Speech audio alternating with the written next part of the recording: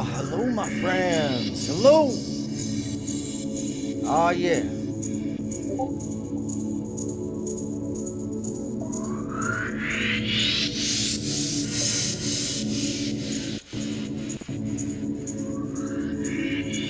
So glad you could join us. So glad you could be here.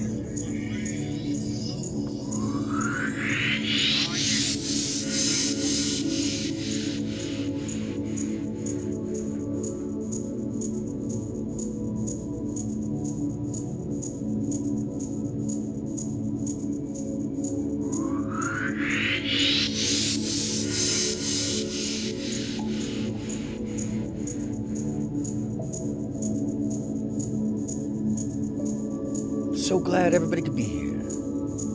As you will know, I am your minister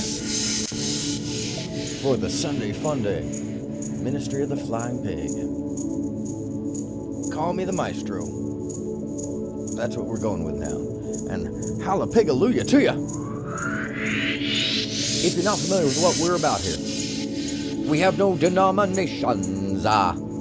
We have no coordinations. We are but a mighty few who have released our inhibitions to the happiness, the lack of hubris, my friends, to the belief that we can be more than less by just being us. Because life is a journey, and today I argue it is but a dream, my friends. But a dream, but a dream, but a dream, but a dream, but a dream, but a dream, but a dream, but a dream.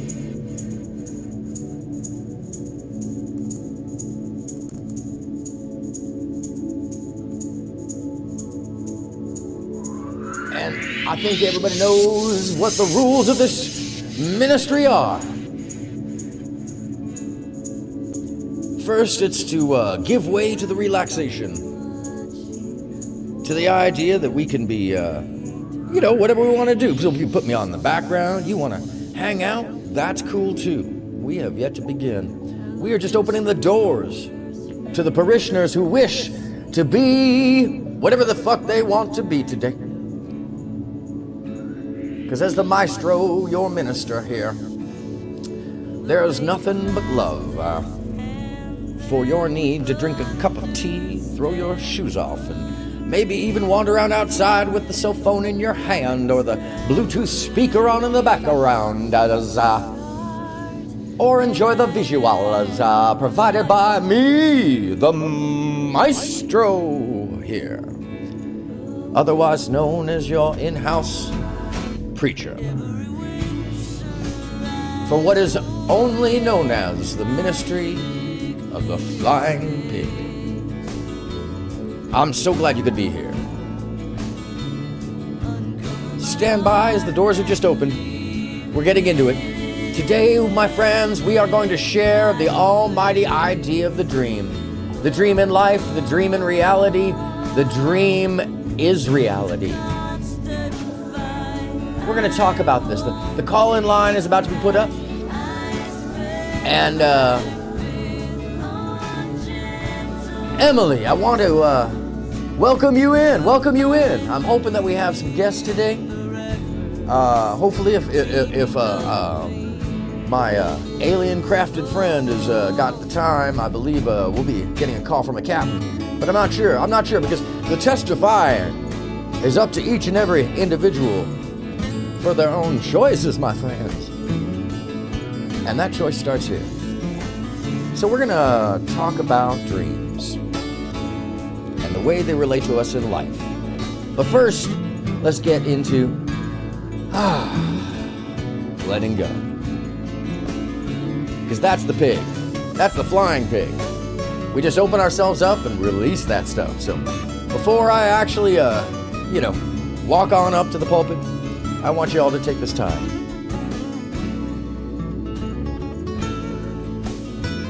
The band you hear is a band called Milk, by the way, from the early 90s. I believe you can find this on Michiko Freeman's page on Bandcamp.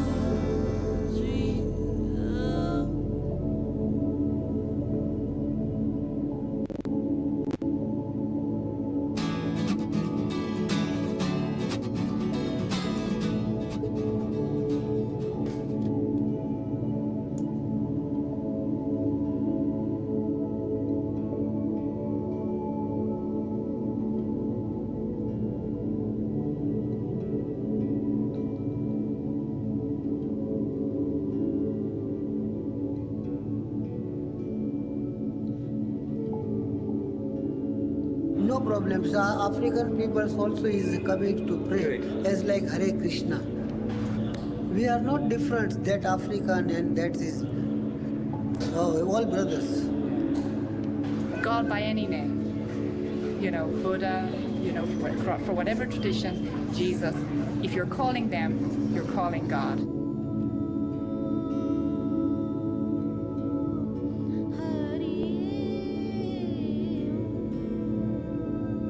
I say that music is to me proof of the existence of God. It is so extraordinarily full of magic, and in tough times of my life, I can listen to music and it makes such a difference. Cosmocast live 24 hours a day with, of course, local access periodically. Programming you're about to see will actually accelerate your evolution 10 lifetimes per viewing. Aha!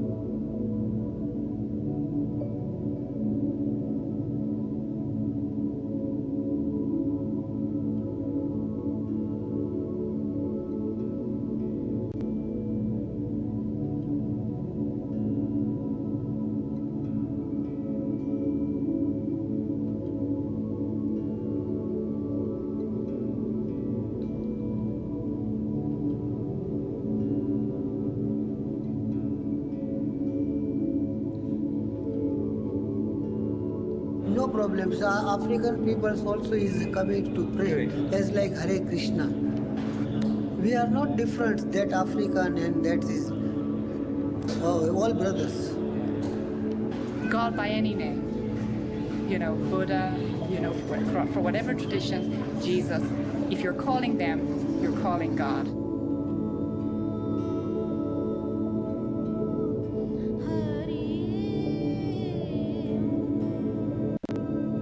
I say that music is to me proof of the existence of God.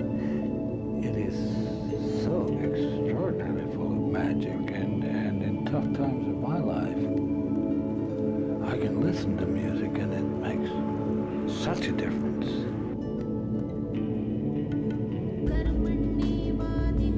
What is a dream? What is reality? In Judaism, we don't believe that Judaism is the only way to God. For a Jew, that's the way to God. For somebody who's not Jewish, there's no need whatsoever for him to convert to Judaism. He can reach God. Does God interplay in this? Is God a dream? So you can have millions of styles, all aiming at the same direction.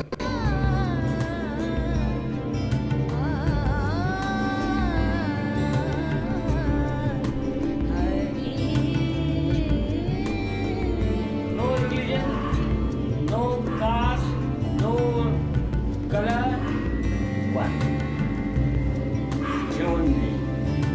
परित्राणाय साधुनां विनाशाय च दुष्कृतां धर्मसंस्थापनार्थाय Do we live the dream? सम्भवामि Does the dream live us?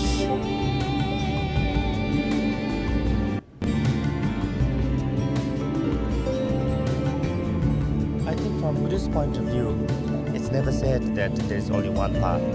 Almost any path which is based on compassion. God is love. That everything is okay. Yes, in fact, Emily, the name of that first band you heard, and the song was Recklessly Dreaming by the band known as Milk from the early 90s.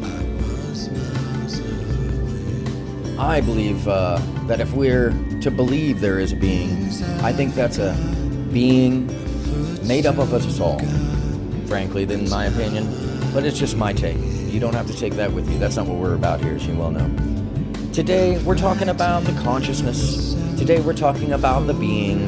Today, we are pondering our own relevance to the internal side. I love the way you dream. I love the way you dream. I love the way you dream. I love the way you dream. I love the way you dream. I love the way I love the way you dream. stand by, folks. I believe we're about ready to settle in, follow into the pews, and grab yourself something to drink and relax, kick off your shoes, do something you like to do. We're not about paying attention to a book here. We're about paying attention to ourselves. So as we head in, and I hope you're all comfy. I hope you all got your comfy feets on. You are the God. We got some really interesting things to talk about. God is within us. You have to think deep Because into truth yourself, is to know yourself. a matter to know yourself, right? Realize the God within. So And at the how much same do we time, know you about our realize dreams? The same God exists. How much do we know about ourselves in kindness? There's Hinduism, there's Buddhism. How much do we and a host of know other things. about We in our ourselves in kindness and dreams? How much do we know about ourselves as a kind in our dreams? Which constitute the majority of the world in a real way. What am I talking about, my friends, my parishioners, my fellow joiners of the belief that we can free ourselves, we can free ourselves, we can free ourselves from the innermost us. We believe And we can believe of God. that our We were given the same element flying of pig God. can be set free. What does that even mean? We're about to find out, friends. I welcome you into nothing less than the ministry of the Flying Pig! परित्राणाय साधूनां विनाशाय च दुष्कृतां Howdy, everybody! Let me turn off the cathedral behind me. Hold on. Let me get rid of that thing. There. That wasn't a button at all. So glad you could be here. So glad you could join us. What you're hearing in the background is an amazing,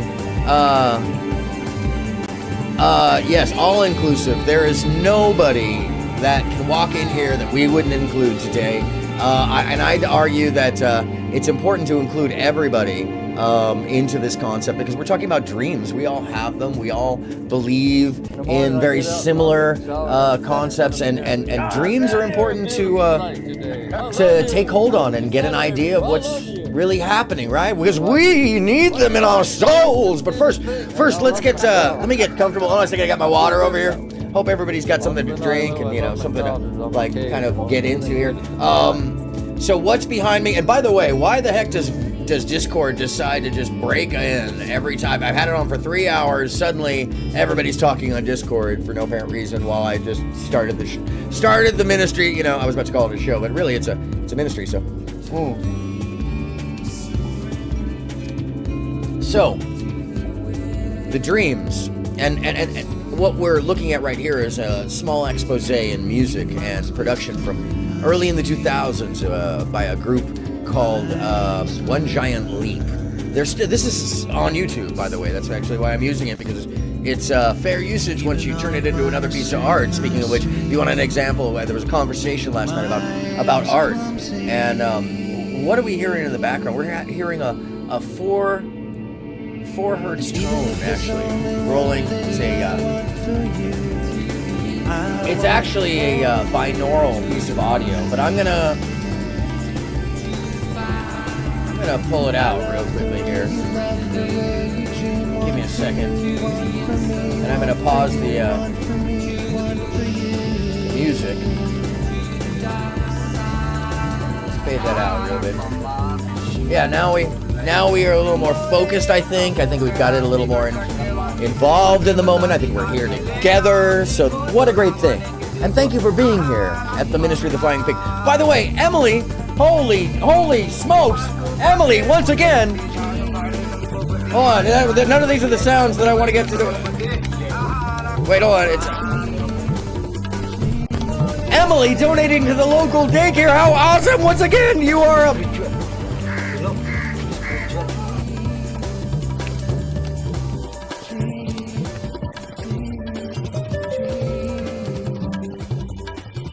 Hold on, let me fix the call-in up here. I think the call-in has got a little issue going on. Let me see what's going on in here. Where is my call-in? Goodness gracious, is that even a thing right now? I don't think my call-in is a thing. What's going on? It's behind me. It's on the screen desktop.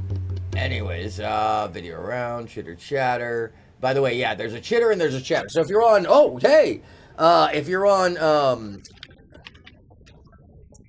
Twitch, then you can actually throw things at the screen, by the way. Hopefully the frame rate and everything's looking good out there. Give me a 1 out there if it looks decent. It kind of looks decent down here, but I think my program's just lying to me over here. Let me actually add in the old what it's supposed to be, which is the call-in. And I'm not seeing it here, so, oh my goodness, did it just erase itself? It did. I'm gonna have to, folks, let me get comfortable. I'm gonna add in the call-in. We're gonna get into this whole entire dream state and idea. And let me drop a beat for you. Ready? Ready for it? Hold on. Let's get comfortable. Gotta take off the old flex. By the way, I don't know what I'm doing. I have new technology over here, so I don't have to just like disappear. I can actually open up, and now I sound like every single other YouTuber with this microphone. That's the whole point. I'm just going to sound like every other YouTuber at this point because I'm going to just talk on an slightly oversaturated SM58 style. They're all using SM7Bs, but what they don't know is that the same exact capsule, which is why this same thing happens. And why am I putting on the Dream Warrior robes today? Because we're about to become an Orionaut. I'm saying that wrong. And I might have to look this back up. Hold on, let me look this back up. Let me just take a second to hold on a second. I need some help with this for a second because I found there's something else going on here. It's called Aeronautics, which is the ability to travel within your dreams. Why am I being so weird about this? Oh, well, because dreams are kind of weird, right? I mean, like, I don't know about you, but dreams have a whole bunch of implications about altered states of being, and most of the time when we're in our altered states of being, things get really weird, you know? I mean, like, most of the time we're just like here, doing our thing, but then when we're not doing our thing, and friends, by the way, can I get a hallelujah for the weirdness of our dreams that bring us solace in the day, by the way. And solace in the day, by the way, if you're phasing with yourself at any given time, if you're giving yourself a little bow and you're phasing in and out from reality, maybe it's time to observe your dreams. Because, my friends, oh God, I'm so glad I'm back out of that SM world. By the way, somebody sent me socks! Socks! Sorry, that's awesome. Thank you very much. I appreciate whomever sent me these fantastic socks because I'm savoring them, by the way. I'm savoring these socks. I've been holding on to them for a second. But so Aeronautics.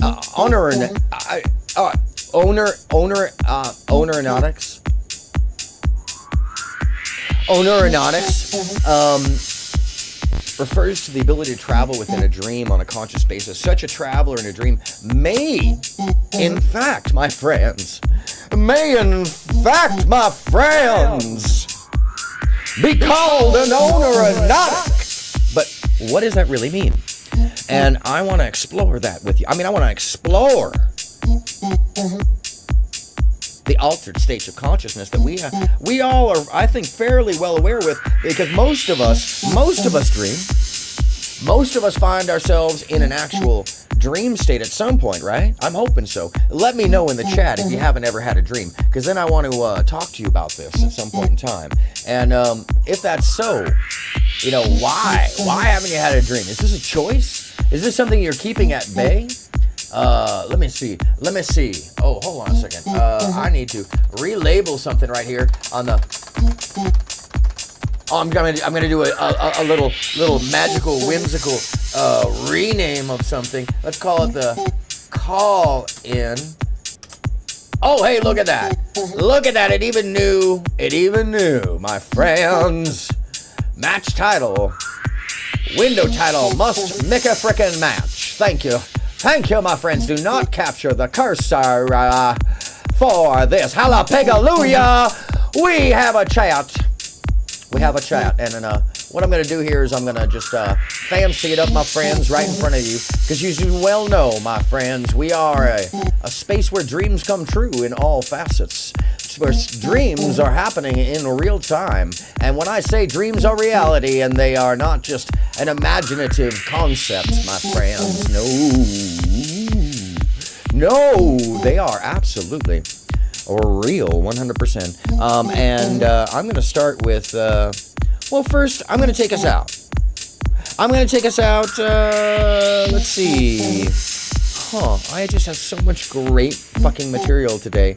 That I'm going to start with reality is an illusion. Because reality... And then when you look at the amplitude and ask about its essential character, you find out that behind the amplitude, let's say yes, I forgot there is we all live where Earth has two states, the sun is up, the sun is down. That's one. Temperature would be another sense. Things through space-time. Exactly right. That's reality presents things through space-time. And it only goes down to is it the Planck length? I always hear you quote Planck length, which is a model of the so that is what you're most dense. That's the smallest thing, or the most dense matter. What does it have to do with our dreams? Well, we're talking about the nature of reality. Space-time has any operational meaning. If you try to go smaller, space-time ceases to make any operational sense at all. Because gravity insists that below that things have condensed to too fine of a point, it becomes a black hole? Yeah, exactly right. You So things become a black hole once they get past the Planck model. Think about it. And we know that isn't true? Like, why can't they just be true? Smaller than that is a black hole. Yay. Well, we know we know that at the Planck scale, space-time stops and you get black holes. So what's the problem? Well, black hole is a singularity. It means we don't know what's happening. So you get infinities popping up. But black holes are you get infinities popping up. They're real as a data structure. They're real stopping points in our understanding. But they're in the universe. Well, they're. I know this gets complicated because the universe is a representation. Oh yeah. Okay, hold on a second. He said the universe is a representation. What does he mean? The Nobel Prize very recently for his wonderful work on black holes. And so there's a lot of work that's being done to understand the properties of black holes. For example, the amount of information you can store in a black hole doesn't depend on its volume, only the surface area. I don't understand that. Yeah, right. Yeah. Right. So he's saying that but that turns out to be the true actual in space. The amount of information space to be measured is based off of the surface area, not the volume. Like as if you pour water into a jug. On the surface area. That's the universe we live on. It's measured by the outside surface area. Every word out of your mouth. I'm like, we actually are in a simulation. We haven't even talked about the So they're jumping a little bit once they start talking about the simulation, though. Right. We'll get to that. I don't want to rush you, which is insane and literally just you're in a simulation, and it's. I want to throw you straight down into the orbit zero, my friends. Why? Because we free ourselves. We don't limit ourselves to a concept of small ideas within the dream that we share with reality. Very slippery in this conversation. Right. But black holes are observable. Yes, we so seems consistent. Right.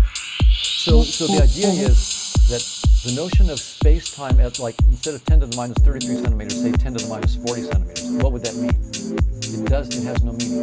There's nothing you can do with it.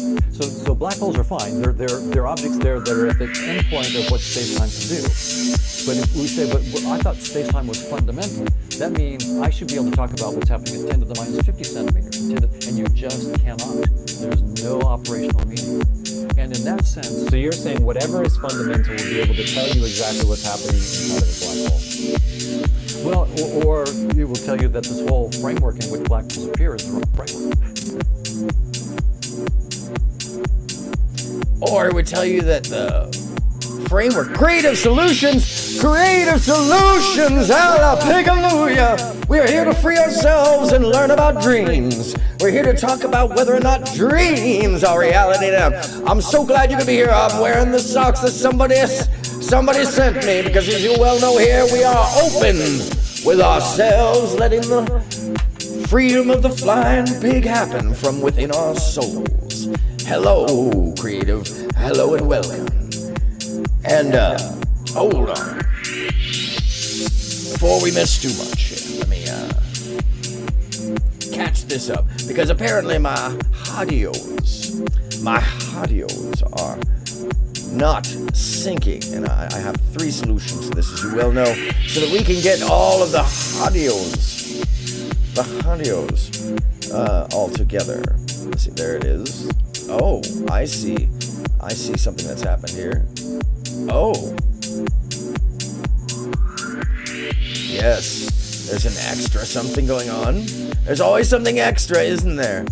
There's always something extra when you're dreaming that you don't quite get to hang on to. And the explanation may be in the fact that reality is, well, it's intertwined with the way that we develop in life, and the way that we develop our sense of reality.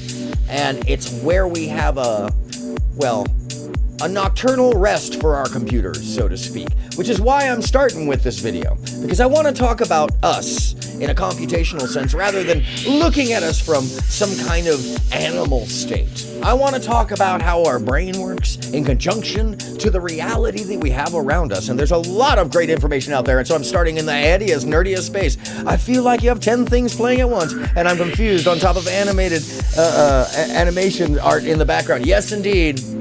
Yes, indeed. And just wait, we haven't even gotten into the show yet. It does settle in. This whole beginning section is just to draw all of the confusion out. Just to get everything out of the way so that the pig can fly free. I don't know if you've seen it. Oh yes, creative. You are aware of the pig. But for real, let me get us into show mode. Thank you for reminding me. Oh yeah. Oh, and Eva, of course, is here too to answer some questions at some point. But she can go away. That's a much more tame atmosphere that is meant for the background of the ministry. For the day of followers and relaxation is at the creative behest of my friends and those who would click the like button. Oh yes, those who might subscribe. Oh yes, those who might follow, those who might slap stickers, those who might send love for the ministry of the flying pig. So, yes, indeed. I hope you have. If in fact you're looking for that door being open to you, and I welcome you, oh traveler, oh neronaut. I welcome you because in actuality, neronautics are what we're talking about today. Traveling through our dream state, being the question is whether or not, my friends, we are here in a dream, or whether here is a dream, or whether the dream is separated at all. And I'm starting with some really heavy quantum physics. Why? Because it's fun! Let's talk about why the Nobel Prize was won this year. Because that's some weirdness in itself. And let me turn it back on. And this guy. Realism. The belief that we tend to have of local realism. So objects local realism. An electron has a property like its position or its spin. Whether or not you observe it, it's got a value of that because it's real. And we assume. We've assumed that, right? That's the reality. Whether you see it or not, it is spinning up or spinning down. Right. It's like saying the train is there and it's going to hit you, even if you don't see it. You close your eyes, it's not going to stop the train from hitting you. So the electron really has its position. Oh, I'm sorry. Are the electrons in the background atmosphere getting in the of you seeing through the matrix? Is locality. That's my bad. I left it on from when I was doing Eva, the AI storytelling. Hold on, let me make it go away. Through space-time. There it is. And so the two together are called local realism. So it's possible that when we say local realism is false, that it's either the realism that's wrong or the locality. So it could be, you could say, okay. So did we catch what he just said there? That's really very important about understanding reality and why I want to start here. The belief that we tend to have of local realism. So objects like an electron has a property like its position or its spin, whether or not you observe it, it's got a value of that because it's real. And we assume. We've assumed that, right? That's the reality. Of Whether you see it or We not, definitely it assume. is spinning up or spinning down. We assume a lot the of train things. is there and it's going to hit you even if you don't see it. You close your eyes, it's not going to stop the train from hitting you. So the electron really has That's a not an position and assumption. really has a spin when it's not observed. And the other assumption is locality. So it's Einstein's assumption that no effects travel faster than the speed of light through space-time.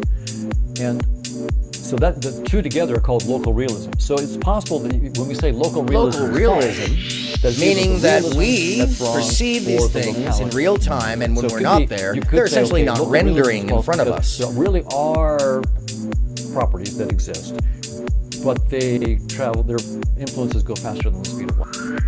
Or you can say nothing travels faster than the speed of light, but so the realism is false. Well, you're Believe welcome to Einstein, listen to but the both, realism is actually. false. That's the kind of the Latitude is thing. Both are false. Local It's and it's realism a are binaural both effect, false. really, And that comes out where just the idea that space-time itself is not fundamental, right? And so let it's me actually say it easier real for your simply subconscious for mind to take people like in me. complex information Things when only they're exist when you look at them. in the front of your brain. Right. You are having You create to them when you see them. deal with complex Like in Grand Theft Auto. I have a thoughts. VR headset on. I And look over parse there and I them. see a red Camaro. from the Is there a red Camaro in the central supercomputer? notion that's being fed to you. The average and I person would is going to promise reject this from out the of hand. deepest portion of my soul that I will So, only be feeding you one, we're going the to have to walk through finest the of Nobel Prize. So entertainment, thankfully you had linked love, to an article, so I read and about it. as It much melted my knowledge as I brain possibly about can. an hour before you and I sat down together, and I was just like, how the hell is this real? Or true, I guess, because it's not real. Also, and then a little bit so of- we'll walk through that, but to give people the analogy to anchor them, silly, because that's I important. think you and I disagree about this, and I've always told people, largely because I don't want to argue about it, and I don't. I also really like know, to put a that I little don't groove in think your we ass. live in a simulation. The more times I interview you, the more I'm like, maybe we do, or maybe the way Anyhow. our fitness payoffs get mapped, it is so effectively like a simulation as you might as well think of it as living in a simulation. So I've written this story with my team. I don't want to overly take credit, but we've created this thing called Project Kaizen. And in Project Kaizen, they're in this So thing why that am we I call sharing the this with array. you? Well, this is part one of The two array parts is basically in the quantum physics foam, and of the our idea is understanding that of the it's universe, information theory. of how the So universe is put together, that and how this might you- relate to how we see things on the Information inside of can our travel brain. faster than the speed It's of complex. light. And that ultimately, Just like us. the thing that drives people like mad in reality. our world is to ask Or the is it a question, dream? where is the array? Or because they're thinking the of it dream as like a reality? quantum supercomputer or something, but in the lore where we play with that question, I don't want to give away what we think is the right answer, but we play with that question a lot. And so one of the characters in the story is literally driving himself mad by asking the question, where is the array? I know if I can generate enough energy, I can rip this veil and I can see through beyond the headset into like, is this sitting on a desk somewhere? And like, can we actually The discover headset. where I'm it is? sorry, I'll pause right there. That's a And- concept that I should explain. The headset is the idea that we all have a VR set of goggles on us in a metaphoric way. And the headset could be the dream, or it could be the reality, or it could be both, or it could be many things. And we're going to be exploring that. But the headset, to understand this concept, is as if we have a veil. We are connected to it, as Emily says, and we are part of it. But at the same time, what we have found in quantum physics, math, is that there is more to the structure of things than just what we would perceive or just what we can see in the smallest of particles, that we may have been looking in the wrong places altogether, because the math on our scale doesn't work very well, because we're actually following the pixels that are rendered after the fact. So we'll be following billions and billions of quantifiable possibilities and plausibilities and referencing math, meaning like the pixels that show up at the end of a result if you're doing digital drawing or maybe making a video game of some nature. And what we found is that there's bigger building blocks that they just started to understand with this sense of local reality. And these are ideas. Yes, the Earth is alive. It can definitely have a possibility of being alive. I give it that, because there's a lot of conceptual there's a lot of conceptual viability to the idea that things may have more of a consciousness than we've ever given them plausibility to. And we're still looking at that because we don't understand the full sense of consciousness now that we know that there is something other, something more. And let me just crop. Let me just crop right here. I'm going to crop the chat. Crop the chat. I'm actually, this is the call in. By the way, if you feel like testifying at any time, if there's anyone out there that ever feels like they have something to share, you are always welcome to join up in the Discord and take part in the Discord. I actually I'm kind of find it humorous that it's called Discord. By the way, I normally have this all set up, but I had it set up right beforehand. But when I went live, it just said, "Bagoom, you're gone. Nobody. That's yeah. Now I'll put it back down to where it belongs. Oh, hey, you go down there. Oh, no, not too far. Oh, it's the stickiness. Yes, okay, that's fine. Actually, you know what? I'll put it right behind. It's easier to read the names. Awesome. So, welcome.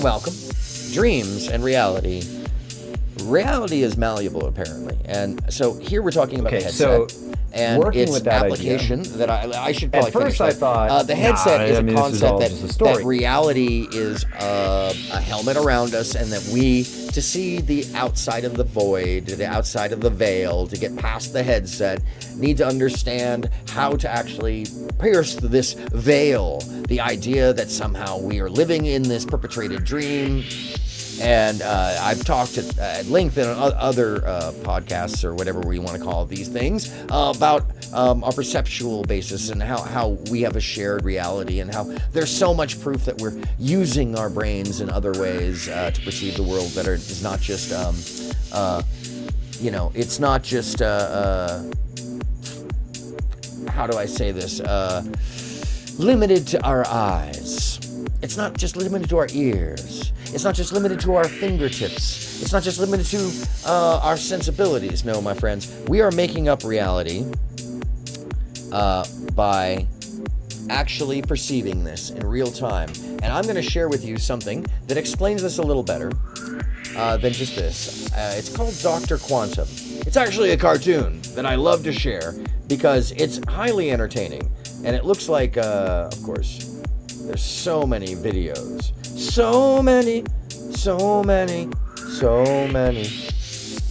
videos about reality that I'm just going to need to type it in, because that's normally what I do. Dr. Quantum double slit experiment. Now that sounds silly. It sounds like something really off the wall, that double slit experiment. But it's what makes reality. It's how we get to a point where we have physical matter. So this before we get to the dream state. But is it the dream state? Hey, Dr. Quantum. Really the way it is, and that our senses are playing tricks on us. Oh. We just gotta wonder, what is this reality that we find ourselves in? Quantum physics says it's all just waves of information. Does it? Do I believe that? Do we? I hope so. Yikes! And here we are, the granddaddy of all quantum weirdness. Oh, sorry, that's the Matrix. Double slit experiment.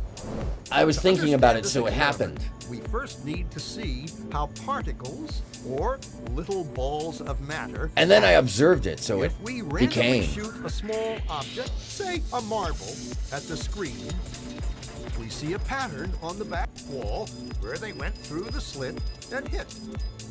Now, if we add a second slit, we would expect to see a second band duplicated to the right. Now, let's look at waves. The waves hit the slit and radiate out, striking the back wall with the most intensity directly. And what's the in difference line between with these two the slit. things? So one of them is when the particle is observed, and the other is when it's not observed. So it normally is that a particle stays a particle until it's observed, and then it becomes a waveform. And what does the waveform do? Well, Dr. Quantum will explain. Hold on. The line of brightness on the back screen shows that intensity. This is similar to the line the marbles make. Interesting. What's that called? When we add the second slit, something different happens. If the top of one wave meets the bottom of another wave, they cancel each other out. That's called going out of phase, by the There's an way. interference pattern on the back wall. And look at that Places sacred where the two geometry. tops meet are the highest intensity, the bright lines. The bright Where they lines. cancel, there is nothing. And when you So, go out of phase, you can hear the cancellation, even between the microphones picking up my vocal in close we proximity. get this. Two bands of hits. Two bands of And with hits. waves, we get an interference pattern. And with of waves, many like bands. audio, you get an interference pattern, So just like far. what you're hearing Now, when the microphones go out of Let's phase. go quantum. It's a different set of actions, but it definitely has a Tiny similar bit of result. matter. Like a tiny marble. Our perception is actually, our interaction with that perception is way more powerful, I think, than we give ourselves credit. So, Let me if get we shoot the these tiny flying bits pig out of the through way. two Hold on a second. slits, we should Hey, pig. get, like the marbles, two bands. I need you to nutshot. What? An interference pattern. We fired electrons, tiny bits of matter through. But we get a pattern like waves, not like little marbles. How? That's better. How could pieces of matter create an interference pattern like a wave? Huh, how could that happen? Doesn't make sense. No. But physicists are clever. I hope so. Maybe those little balls are bouncing off each other and creating that pattern. So, they decide to shoot electrons through one at a time. There is no way they could interfere with each other. Yeah. But after an hour No. of this, the same interference pattern is seen to emerge. But what does this all The mean? conclusion is inescapable. The single electron leaves as a particle, becomes a wave of potentials, goes through both slits, and interferes with itself.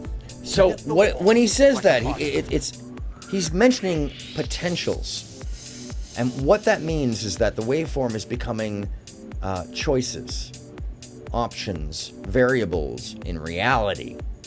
We're not just talking about some number of the lottery. No, that's part of it, but we're actually talking about the fabric of reality.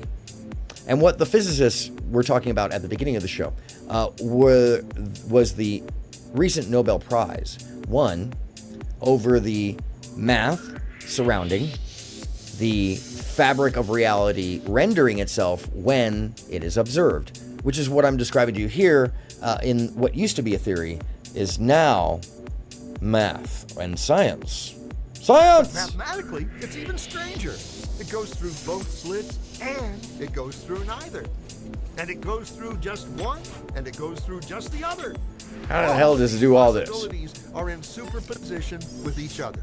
Physicists were completely baffled by this. So they decided to peek and see which slit it actually goes through. They put a measuring device by one slit. Oops, my bad. Let's get back to that. That should pick it up right away. Trying to get ahead for you folks. Went through and let it fly. But the quantum world is far more mysterious than they could have imagined. When they observed, the electron went back to behaving like a little marble. It produced a pattern of two bands, not an interference pattern of many.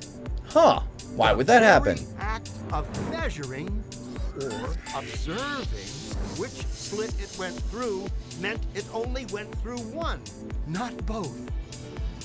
The Okay. electron decided to act differently, as though it was aware it was being watched. It was here that physicists stepped forever into the strange, never world of quantum events. What is matter? Marbles or waves? And waves of what? And what does an observer have to do with any of this? Well, before he moves on, I just want to talk about the fact that this is one of the most astonishing and beautiful things about life, that we actually take part in reality. And one of the things he's about to tell you is that when we observe these particles that then become waves, that doesn't happen in real time. In fact, it's beyond real time, it's beyond time. Because these particles, electrons essentially, they respond to us by going back to the beginning of time and altering their course to become a waveform, not in response directly to us, we know now. That's what the Nobel Prize is won about. So that means that we're taking part in this reality, that we're taking part in this system, that we're taking part, and that should be magical enough. But hey, we should understand this. We should understand more than just, how this affects us on the outside. Yeah, I think we need to understand how and what it is that's going on the inside. And I think there's some science to this being aware within our dreams. What if we could control our dreams? When most of us dream, our thoughts and actions are involuntary. The dream plays out as if we were watching a movie. But not all dreams are the same. There is another kind of dreaming called lucid dreaming, which is more like playing a video game than watching a movie.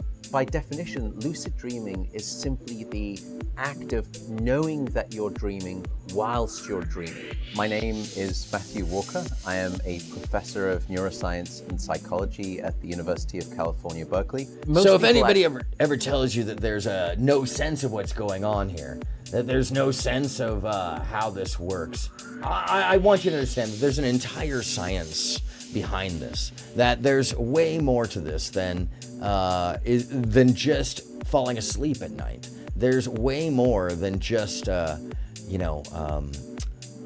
do I say this? Being asleep.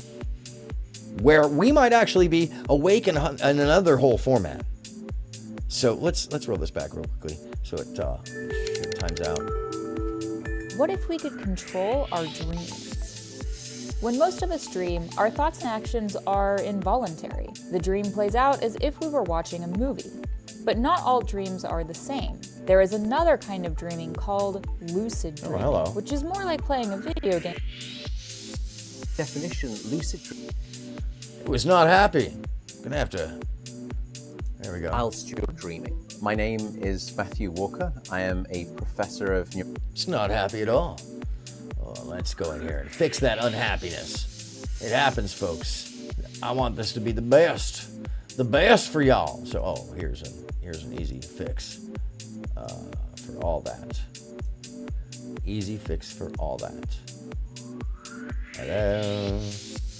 There it is. Yes. And yes. Okay, much better. Science and psychology at the University of California, Berkeley. So, let's get that. All our dreams. When most of us dream, our thoughts and actions are involuntary. The dream plays out as if we were watching a movie. But not all dreams are the same. There is another kind of dreaming called lucid dreaming, which is more like playing a video game than watching a movie. By definition, lucid dreaming is simply the act of knowing that you're dreaming whilst you're dreaming. My name is Matthew Walker. I am a professor of neuroscience and psychology at the University of California, Berkeley. Interesting. Most people actually think of lucid dreaming more in the Emily sense says that she has premonition dreams. Control. Which that's important to know. We're actually going to cover a little bit of that. So there's a number of different ideas about how dreams present themselves. One of them being that your dreams are utilitarian. That's a very Freudian thing to think about. Where it's your dreaming. My name is Matthew Walker. Hi, Matthew. That's much better.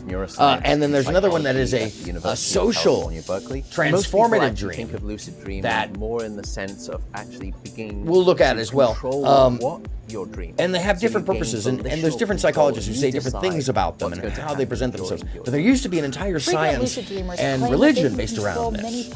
Actually, in Egyptian times, which is it's interesting you mention that. Learning to improve real-life skills, or even eating fire. Yes. It might sound Dreaming far-fetched, can help you in until life. recently, we lack the technology And lucid to prove if dreaming lucid can dreaming really is help real you in or life. not. But a series of recent studies has shed light on the phenomenon. Scientists have designed experiments and they've been able to demonstrate objectively that when people say that they're doing something in their dream, that they actually are. In 2012, scientists reported results from one of the How amazing first is that? You're experiments that actually, objectively you're working measures in your lucid dream. So if you ever dreams wake up tired, using fMRI scanners. fMRIs measure the rate of blood flow to different areas of the brain, so they can relay information about a person's thoughts and actions simply through a series of images. For the Speaking study, of images, scientists first asked decided to change participants that to up for clench you. their fists while they were awake. That's a fish This tank lit up in key space, by areas the of way. brain Very on dreamy. the fMRI scanner. After that, participants were asked to fall asleep and dream about clenching their fists. And what Sure happened? enough, similar regions of the brain lit up in both cases. Ooh, so basically the brain Lucid acts dreaming like it's comes awake when naturally it's to asleep. some, but many of us have never experienced the sensation. At least in how However, we compute that doesn't things. mean it's impossible. How can we actually become more capable of lucid dreaming? Well, it's a little bit tricky, but you can certainly try to tell yourself that you will remember that you're dreaming whilst you're dreaming before you actually fall asleep. So try to go through a mantra chant, as it were. Some people actually try to do deliberative things whilst they're sleeping, like turning on the lights in a room. Lucid and that dreaming. helps them to become aware Aeronautics. that they are I think dreaming they're at the moment an aeronautic. of dreaming itself, It's and therefore aeronautic. They gain lucid control. An Those aeronautics, who can already yes. control their dreams with ease say lucid Oh, you know what I dreams never aren't did? only for entertainment. I never put the but call can in also in be the used chat. to expand one's conscious boundaries. On the other hand, lucid dreamers have also reported frightening accounts where they have trouble distinguishing reality from the dream. In some cases, this That may would be be- a that sign would of really mental suck. illness and should be taken seriously. That would really suck. Can you But why imagine do not some knowing whether or people not have the you were in a ability to dream? lucid Oh, wait. dream, but not others? And what is happening in our subconscious that triggers this experience? There's still a lot we have to learn Damn. about the causes and effects of lucid dreaming. It seems to be only around 20 to 30% of the population are actually natural lucid dreamers. So perhaps if it was so beneficial, Mother Nature would have had all of us being capable of What was I lucid doing? dreaming. Oh, yes, The I was fact that we're inviting not, perhaps to the means ministry that on the it's inside. Not necessarily beneficial, but we actually don't know. Discord, Maybe of those course, 20 loves to to- 30% of people Oh, I'm who not even do in the- lucid dream I'm are not even at in the right chat right forefront now. What the heck of happened? hominid evolution, and they are going to be the Excuse me. next species of preference. We just don't know.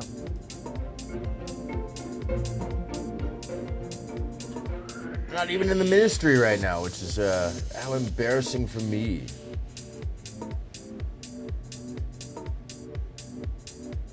And let me change over to this side. Oh, did we already get done with the dream? Did we already get done with... No, we're never done with the dream because we may be just living in it. And speaking of which, let me just remind you right now while we're here. Cosmocast live 24 hours a day with, of course, local access periodically. Programming you're about to see will actually accelerate your evolution 10 lifetimes per viewing. I guess we all know that every one of you is watching a different show, and to provide better programming, we are watching you watch. Oh, what gripping white-knuckle tension is this? And what's worse, in the pyramid at the tippy top of the world's tallest corporate tower, it's not a bit... What does this have to do with anything? Control Well, offices dream of states are Red kind of Death fluid. Sturridge at They don't make a lot of sense. And when we break them down in our understanding, you know, we really have shouldn't to smoke, interpret Miss them. Grover. We don't just... Mr. Merck, Dr. Dirge to see you? No. Bet you could make it, Monkey. Everything is out We don't of just know. control. Essentially. I tell you, Sorry, it's out of as I'm control. looking through the Tell stream, me every I'm looking night. for a very And specific... that's why I'm here. specific clip here. How many staff there could be hundreds of different broadcast points. Everybody Oh, yes. sees something different. We don't really But know. Everybody. But everybody experience sees because this. it's the only element of experience that never disappears and that can't be destroyed. So from this point of view, from the point of view of consciousness, the waking state is, as Rumi said, a kind of ignorance. That's what he meant. Knowledge of the world is a kind of ignorance. Our experience. Consciousness is the most important element of experience. It is the only element of experience that we cannot do without. It is the most substantial element of any experience because it's the only element of experience that never disappears and that can't be destroyed. So from this point of view, from the point of view of consciousness, the waking state is, as I'd love to hear about that. The ignorance. call-in is That's actually, the I'm sorry, I knowledge keep of getting the world distracted is a because kind there's of just ignorance. so It doesn't much mean that goodness going on.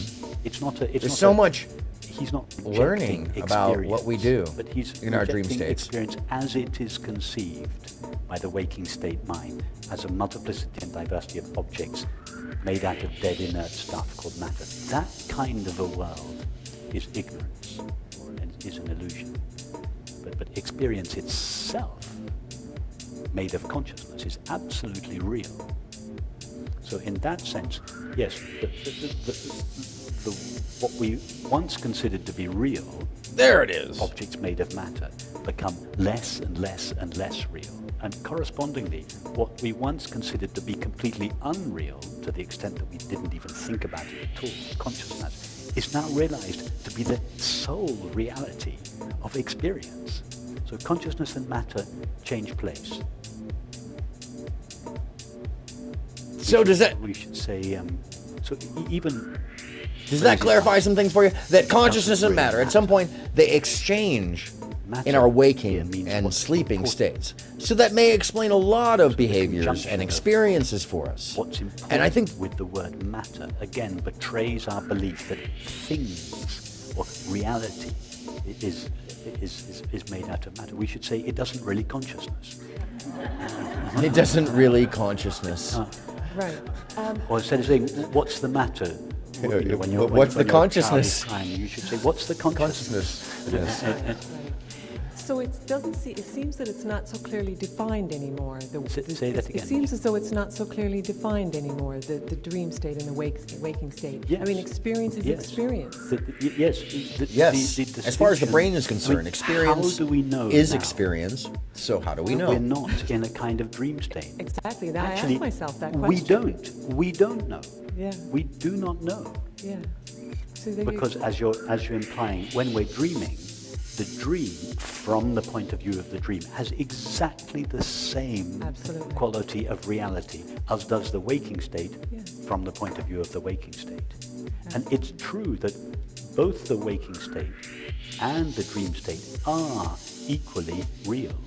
But the reality of the waking state is not made out of matter, and the reality of the dream state is not made out of mind. The reality of both states are made out of consciousness. It is consciousness that makes up the gives matter dream and the state. And the waking states their reality. They are real. This experience is absolutely real. What would an unreal experience be? Exactly. What would we consider unreal when it came down to it? It's not possible. All experience is absolutely real. Even the wildest hallucination is as real as this concrete experience. But the reality of both those experiences, the wild hallucination and this ordinary experience, is the same consciousness. It is consciousness that gives experience its reality. Have you ever sometimes though questioned, like, sort of what's the dream state and the waking state? Sometimes there can be some confusion. I didn't notice that because my phone is on silence, that the captain had been trying to reach out to me. Question. I noticed lately sometimes it's like, was that dreamt? It seems so real, and then you're questioning it. Maybe it's because There's a difference. Although their ultimate reality is the same, there is a difference in. So, Captain Wally, if you're watching, I have sent you a fresh invite, and if you need to, there's a connect right here, and if that's giving you a problem, I can always send you another one. Let me know. Whereas this reality that we're experiencing now is shared by many minds. So it's a although communal the reality of those two in a sense. Is identical. They're not the same, exactly the same experience. Okay. In other words, this that we're having now is a shared dream. Ah, this is Our a dreams shared at night dream. are not shared. How they are fantastic. How fantastic. And by the way, I just want to make sure that I actually put this in the right place. They So are let me both unpin dreams this in one. consciousness, I should have just done this from made here. only of I'll unpin this message, and I'm gonna do this. I'm gonna actually hold on a second. Let me open up the ministry. I just want to make sure that the UFO can land, because there's a lot of landing space that it needs, you know. And I sometimes I mess this up. Let me copy this over, and I'm gonna put this directly into the chat here, which I should have done in the first place. So UFO landing here, and because the dream apparently is reality at this point. Oh, there it is. I should pin it. It's so much easier to pin when I'm using. I should have done that in the first place. And actually, here, let me call Wally and make sure. Oh, he sent something back. Did he? Let me make sure that that's a good link. It is. Oh, but why is it showing me in the wrong place? Hold on a second. Oh yeah, no, I'm not in the right place here. Oh my goodness. Discord is being wonky today. My apologies. It's so funny. You know, sometimes Discord is the best, and sometimes it is absolutely the worst. But, you know, nonetheless, it actually, there we go. Yes, there it is. Rejoined, and although it doesn't say it here, it says I'm in the wrong place over there. Yeah, oh. Okay. Hold on a second. Let me make sure that here. I'm just gonna call the captain, and make sure that he knows that I know that he knows that I know that he knows.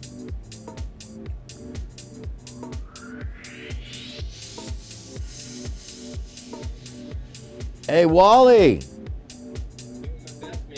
you good? You good? I'm live right now. I just wanted to make sure you had enough space for the UFO to land. Well, yeah, I always have room. Always have room.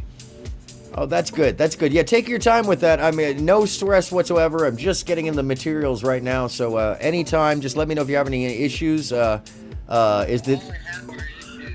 Like It's not loving you? The accepting of the invite goes into an invite proxy that just says the Safari can't open it, a specified address, and I try it over here on a Firefox, and Firefox is... Oh, you may have to download that Discord app. Oh, so we're gonna do it on the computer or on my phone? Either one. It's a light load on either one of them. All right, and or if you want, hold on 1 second. If it's giving you a problem using the, because normally it has a problem with the using the internet browser for Discord.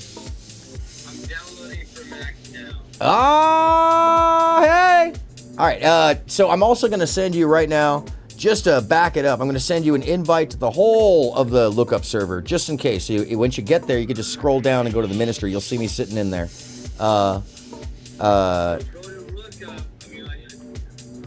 Yeah. So I'm not going to Discord, or I am going to... You are going to Discord. So lookup is a landing pad on Discord where you'll see me inside of the ministry, essentially. When I get on a Discord, how do I find lookup? You won't have to search for it because you got the invite. So all you do is click the invite, and it'll take you. Actually, I'm going to send you the exact room once again that I'm in, just to make sure. Okay, great, thanks. My pleasure. Thank you, Wally. Hey, land safely for sure. Yeah, nice and easy does it. Yes, indeed. Yes, indeed. I'll talk to you in a minute. All right, peace. That, my friends, is the venerable and on and only Captain E.B. Wally of the Flight 19 crowd. And hold on a second. Let me actually email him the current location of the ministry, so that I, so that he can land, essentially, folks. And by the way, this is what happens when in fact, did Wally actually write me back through there? No, oh, there it is. Here it is. Let me respond from Captain Wally. Here you go. Reply all. Hold a second, and let me add in just to make sure that he's got the correct location, my friends. It's all about location when you're talking about setting up a ministry. So you needed that really extra large UFO landing pad, which is really hard to find here. Especially in LA, without it being like just ridiculously expensive, and that's a problematic situation, especially when you're talking about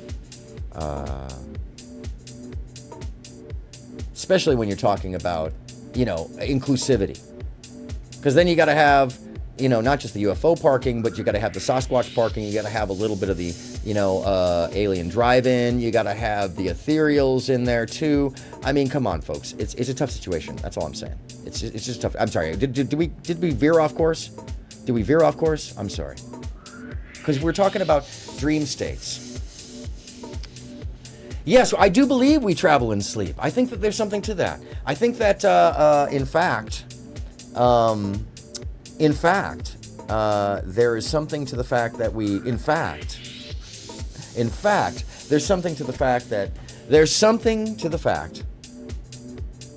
do travel, and our brain is giving us senses that we are moving, but our body is not. And it's as if there's an area in our brain that is resetting.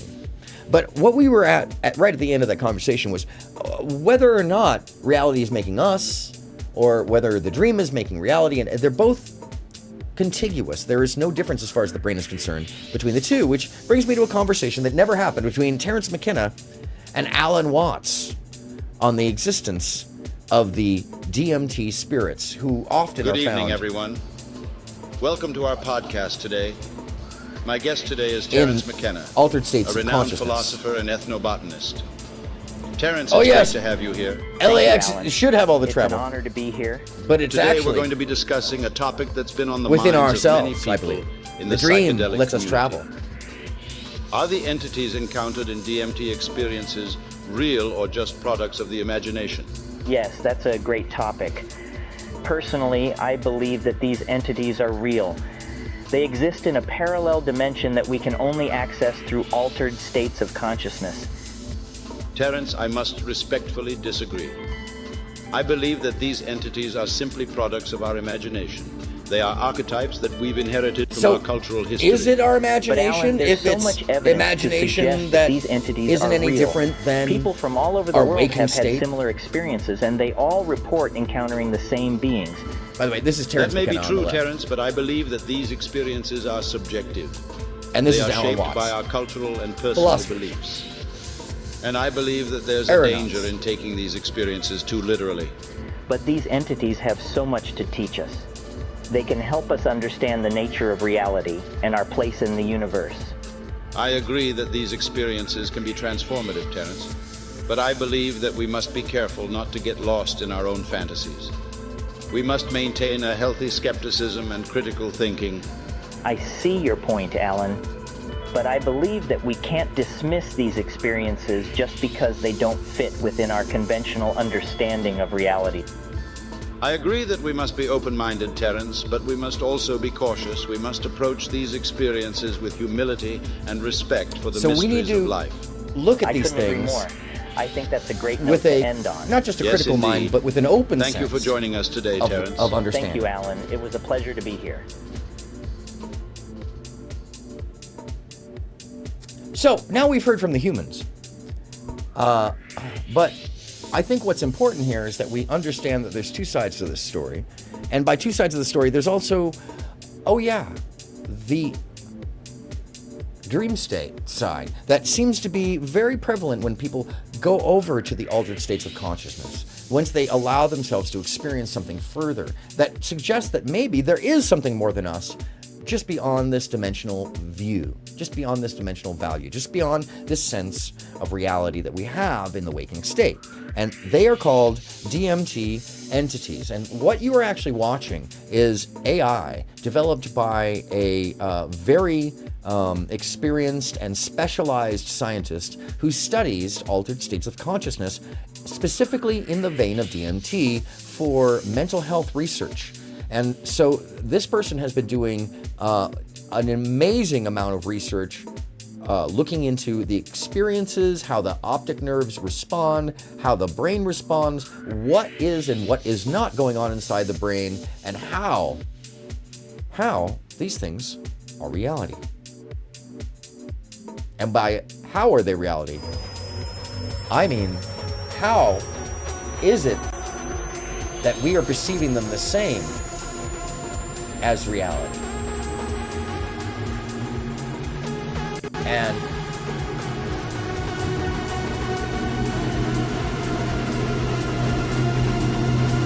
when you have the experiences on these altered states of consciousness, whether it be through hallucinogenics or just in meditation, there's a consistency with which the patterns that form are represented.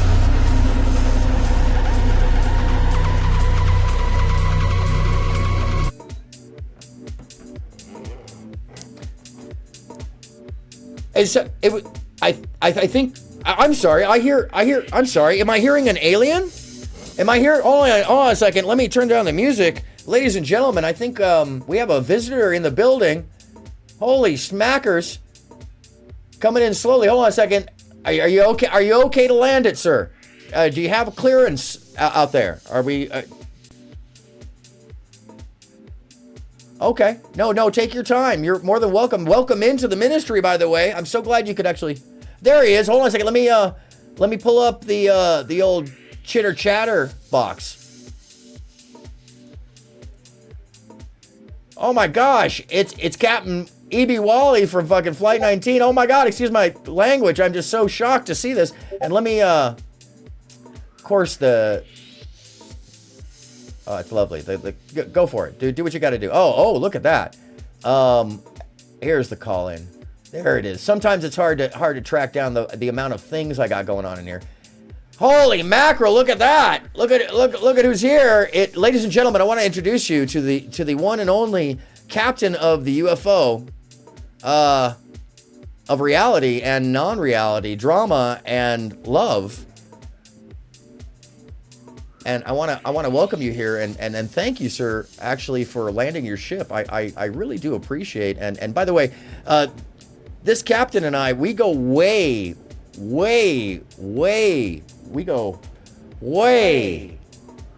back.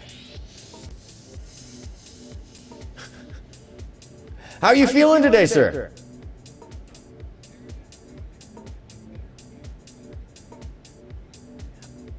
So by the way, there's a little testing thing. You can always come in and out. You're more than welcome. We're an open, it's a ministry of the flying pig, so we have no rules here essentially. So there's a little thing down there.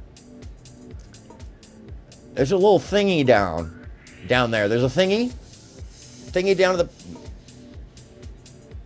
yeah, and then there's a little no problem. The settings thingy.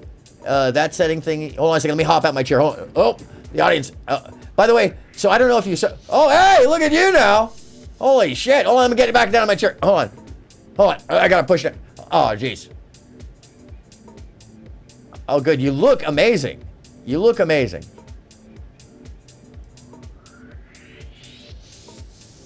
Oh, fantastic.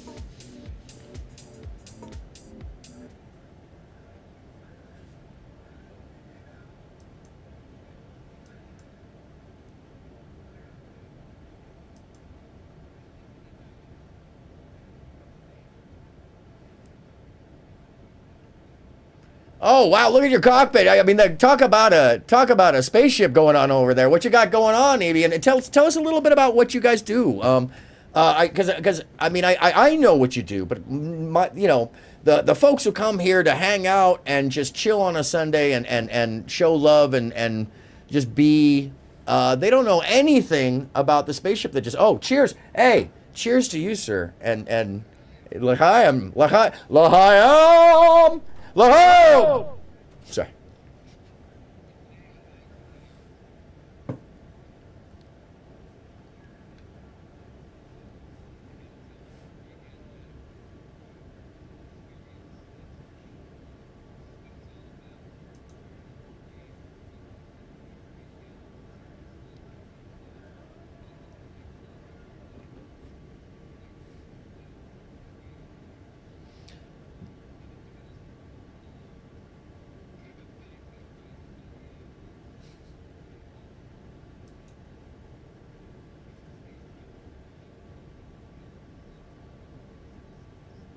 Oh, wonderful.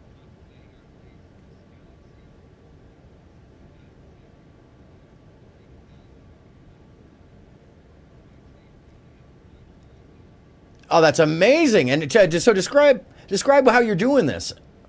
I'm sorry. I was saying, so if you wouldn't mind describing how you do this.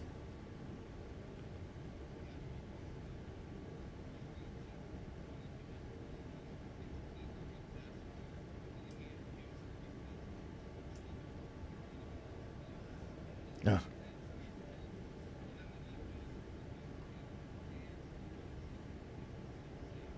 Amazing.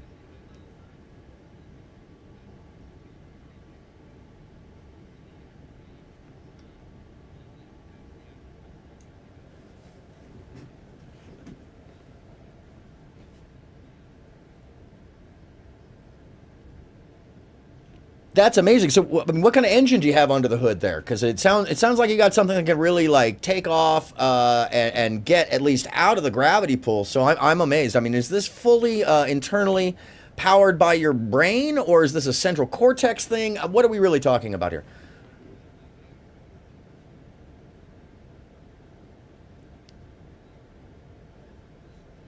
Sure.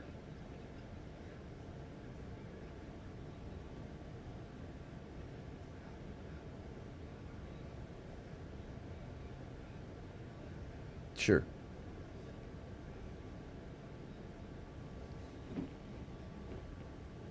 Oh. Yeah. Yeah.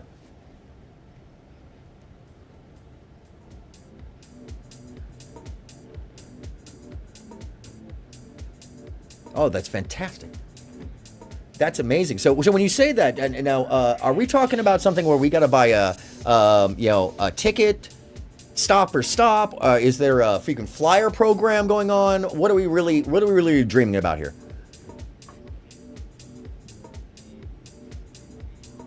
Oh.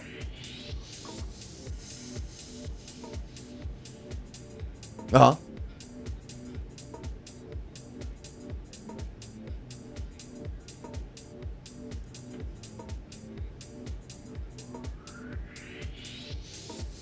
Sure. Sure. Yeah. Yeah. Wow. And how did I apologize. How did you actually come to well, first off, commandeering the ship, and how did it really, I mean, you were talking about out of the ashes of 9/11, but really, and you mentioned a number of items about love and joy and inner exploration and sharing. And I want to understand in a more clear sense what this does, how you do it, how you got there, what really, how did you learn how to drive the ship? How did you learn how to drive the ship, Wally?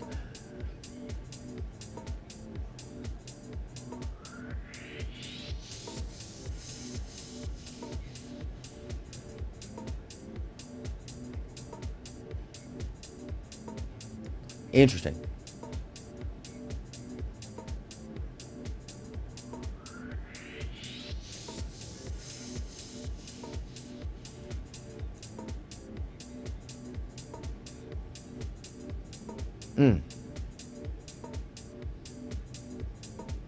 Oh, I apologize. Hold on a second. Apparently, we've been having oh my gosh.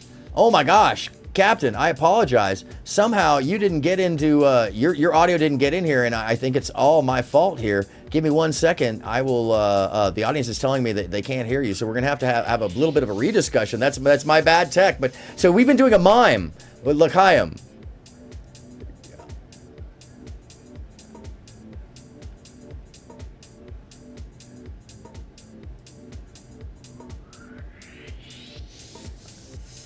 No, so this is on my side. So, yeah, no, this is on my side, Wally. I apologize. Give me 2 seconds to just add in an audio input capture. Oh, awesome. Beautiful. That's perfect. Yes, and please.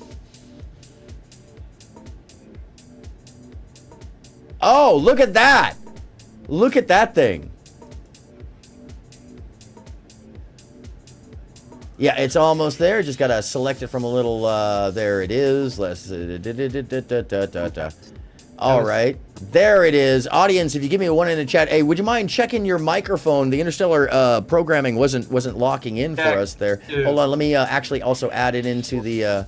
I gotta add it into the audio. So give me 1 second here on the other side. I apologize. I apologize to the parishioners. This is it happens. It happens. Go ahead there, Wally. We cannot record. Sometimes the most beautiful magic just can't be recorded, and we have to try it again. And I gotta tell you, it has happened to me before. So if there are people out there, I'm so glad that you have patience enough. That is one of our theme songs, written by your good friend Josh Diamond. Oh, you're kidding! The JD? DJD, Shuki Diamond. He wrote a song called Patient Ones, and in our maiden voyage in 2010, he would play the song almost every flight, I would think, when we're coming back home. Oh, wow. That's all we gotta be. There's nothing else we gotta be but patient.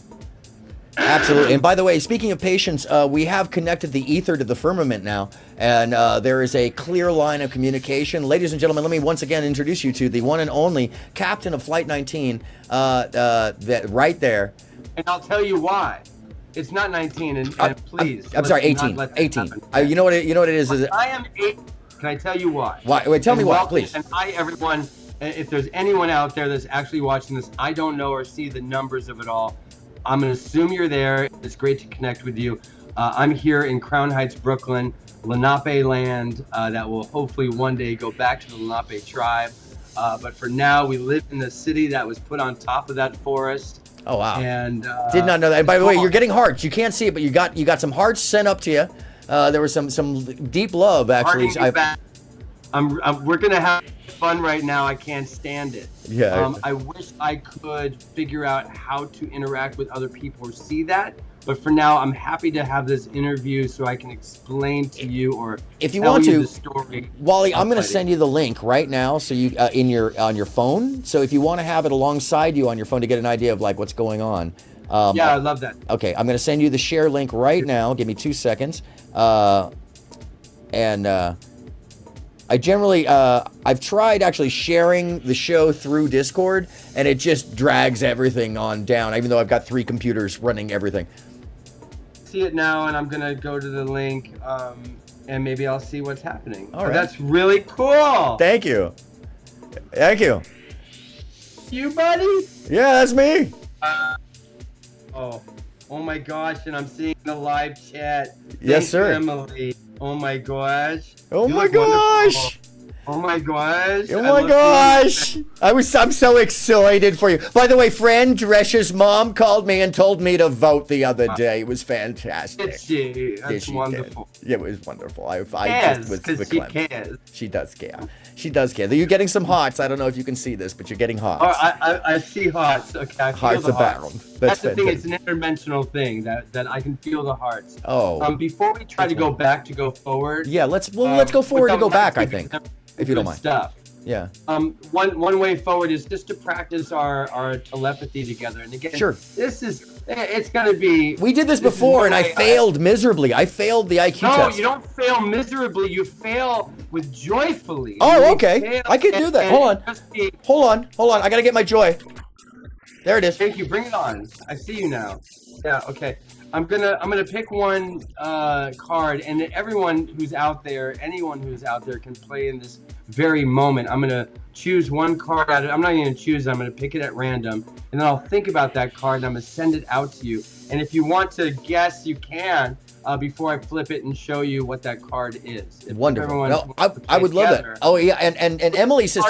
By the way, Emily says telepathy is real. So I'm gonna give. I believe my mom trained me.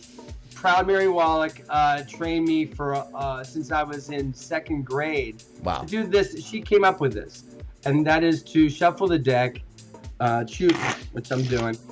Choose out a card, and then I'm going to think of this card, and I'm going to tell you what to say here. It's going to be pretty simple. I like it. Well, okay, I'm taking off my glasses so you can't read the card in my. Well, you know, I like to use. I like to use little cheats here. I'm going to say that is a 4 of diamonds. I'm just going to call it out. I hear it. That was great. Thank you. That was really good. Does everyone have their answer there? Does everybody have? Wait, hold on. Hold on a second. Let me ask the audience. Does the audience have its answer? Hallelujah! Bring it up now, my friends. All right, let's find out. 7 of diamonds. Diamonds. Good job. Wow. I think that's way closer than the last time. I tried so hard last time that I failed, but I failed joyfully. Joyfully this time, and you're like, boom! You know, and sometimes you can hit it. You know, sometimes it can happen. That's amazing. That's amazing. And Emily gave you an ace of hearts, so that's interesting, because she got the red. Her love. Maybe she's feeling my shirt. I love. It's awesome. Thank you, Emily. Sorry, you probably can't hear the effects. This is my magic wand of audio effects, by the way. Yeah. Anyhow, that's cool. So before we move backward to move forward, though, I was hoping that we'd talk about getting back to where we were moving forward from. We were also talking about just you wanted how I have a spaceship and how I absconded a spaceship. I didn't abscond a spaceship.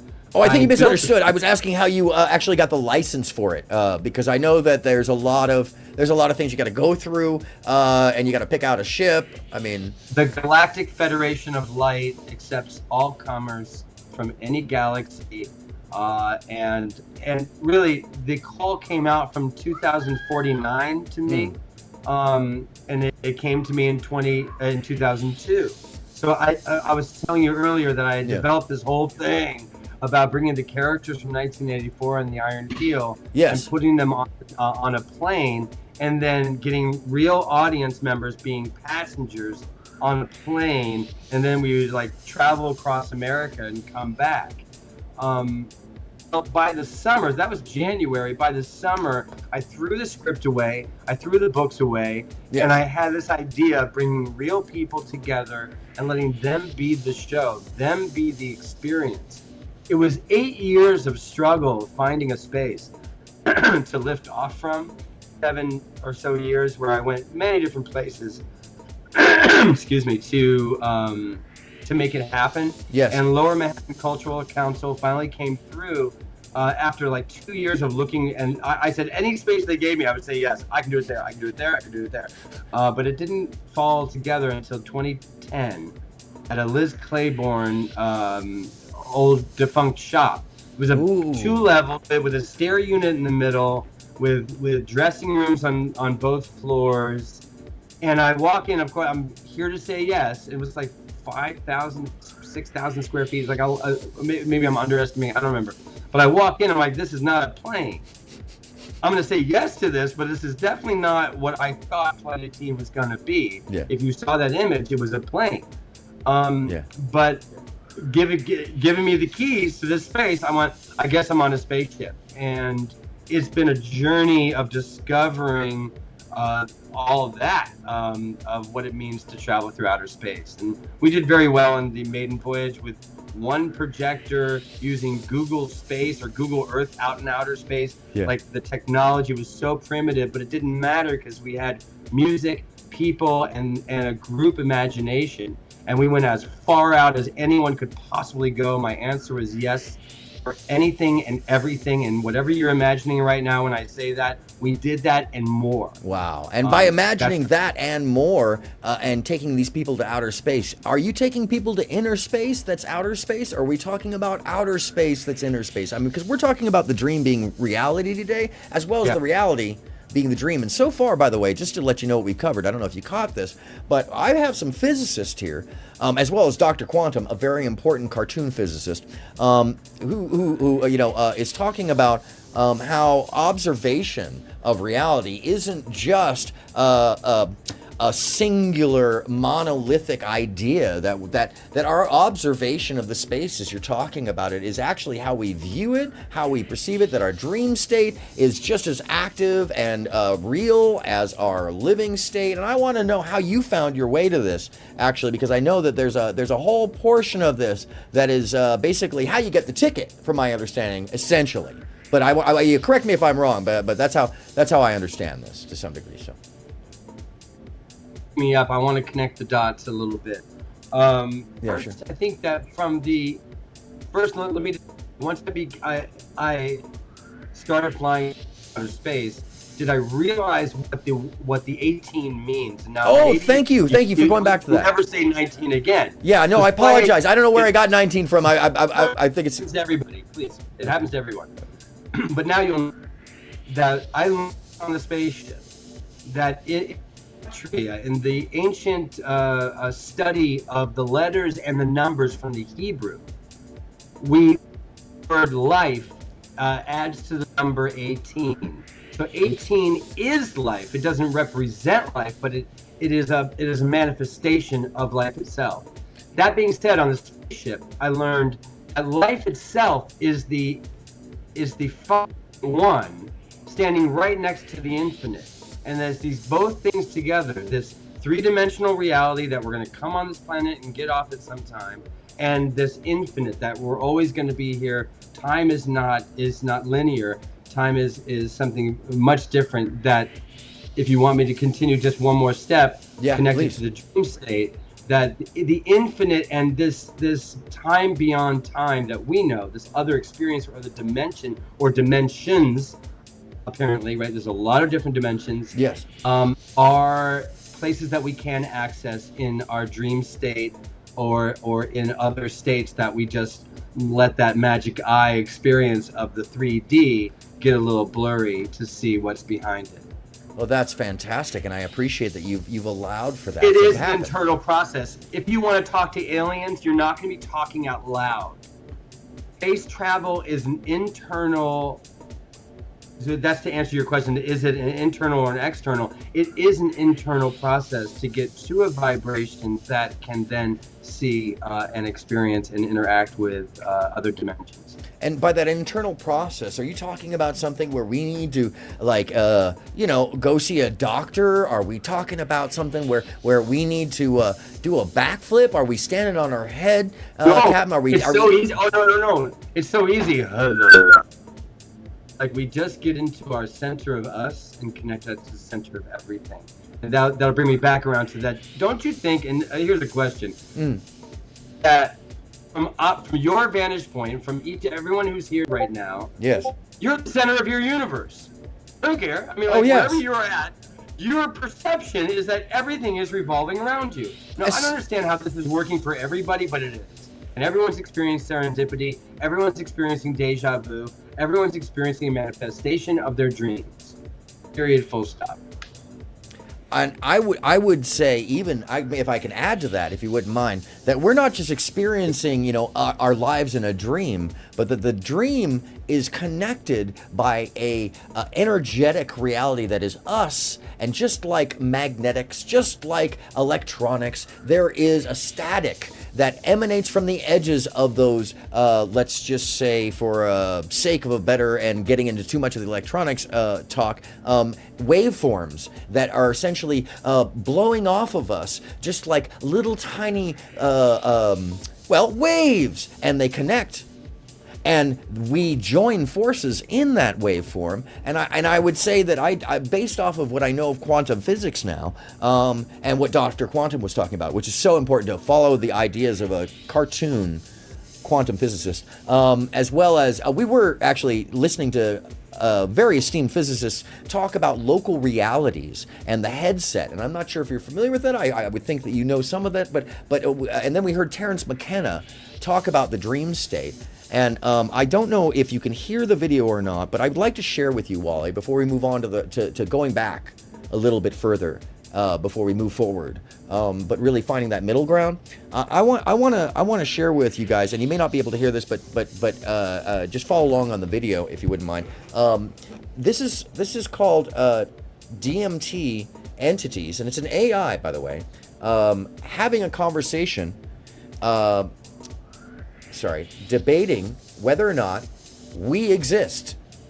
And this is developed by a scientist who works, and by the way, you're getting a lot of love right now from the chat, and they're saying that you make sense. Emily is definitely showing love. Emily is one of the regulars of this group, and she is definitely a warrior, spirit warrior, and here and down and up for the love. She's very much a supporter. So the DMT entities, you might have missed the Terence McKenna debate earlier, which is another AI. But, we cannot control. Welcome to another episode of Hyperspace Debates, the podcast. And let me see if I can. It is a cliche of modernity that the city is a jungle. The problem. Sorry. Oh, suddenly I'm down the Terence McKenna hole. It's easy to go down and up.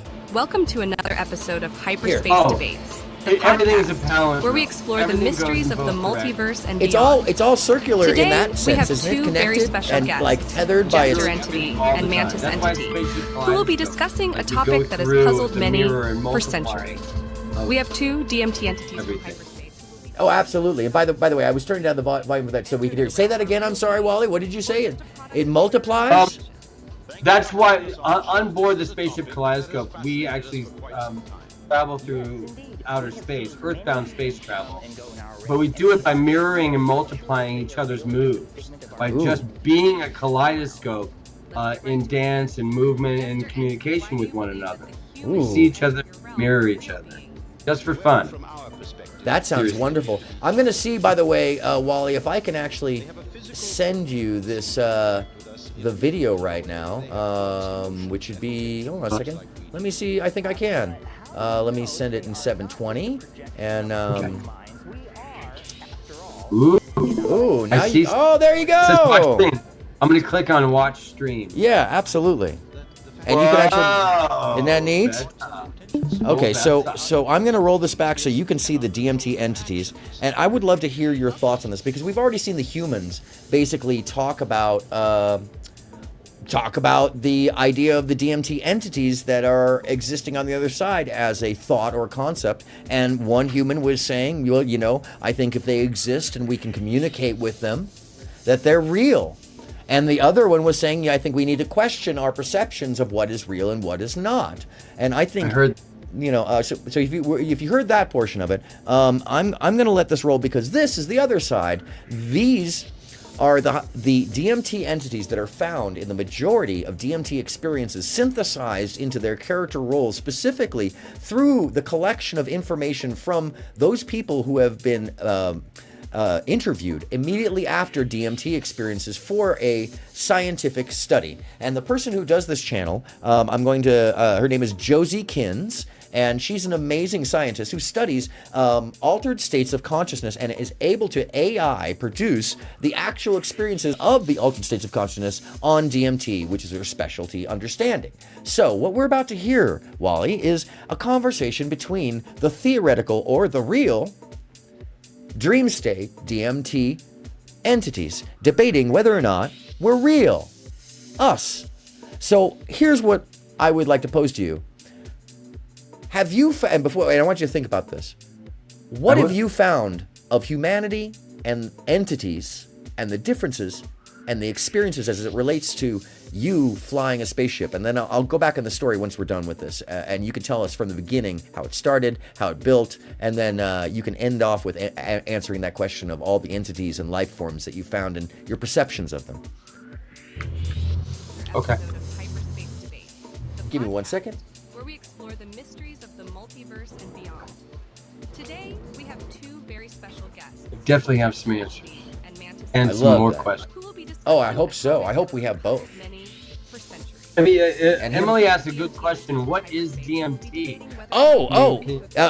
Would you like to answer that, or you want me to talk about this?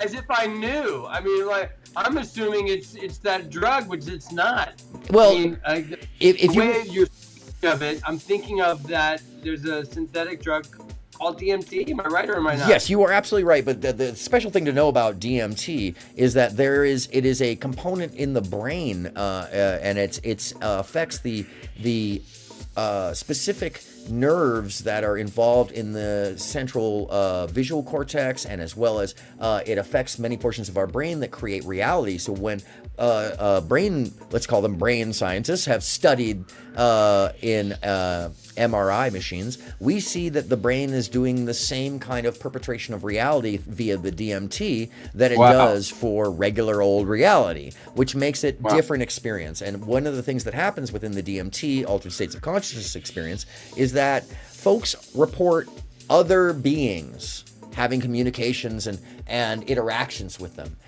it makes it a very specific field of study that's not the same as just an LSD high or a mushroom high or a general meditative altered states of consciousness. This is breaking the veil, taking the helmet off, essentially, and it doesn't last for very long, apparently. And the person that we're I've done it once. Oh, okay. I've done it once. And what was your experience like?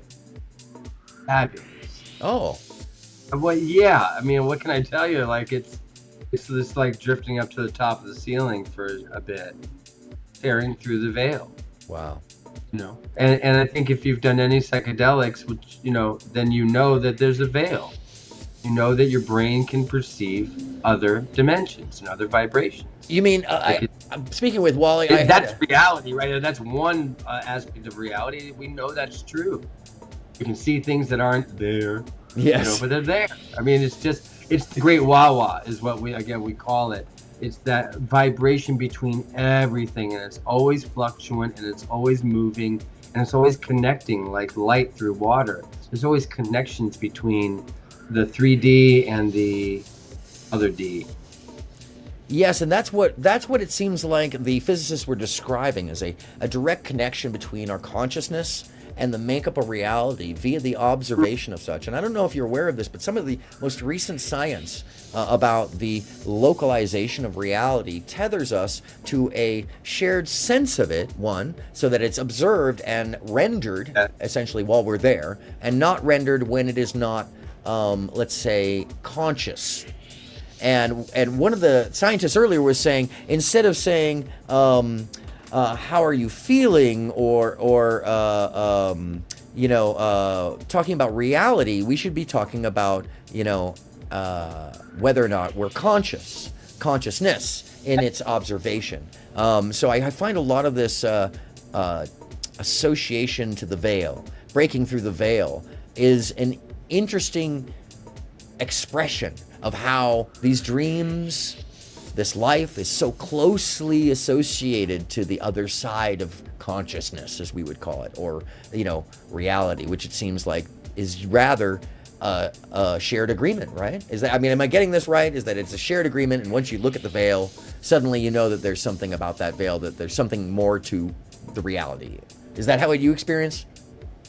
I don't know. I know that my experience these days is to place my candles, clean the rooms, let energy move, because I can do things in the 3D that help bring more light or more color or more vibrancy to this life experience.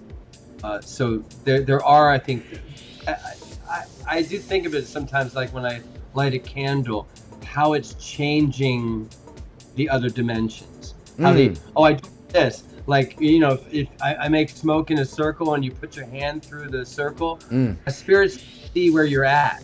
This is why I've learned this from experience.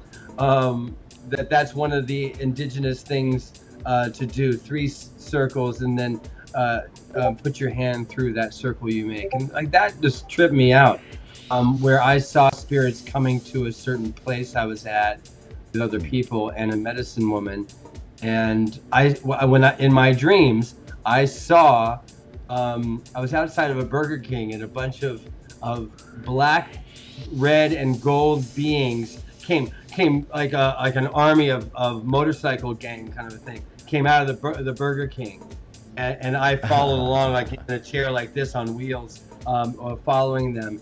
And when I told my friends in the morning the dream I had, they hadn't told me that they had contacted the spirit to come and help us rescue a spirit that was stuck in the space we were staying.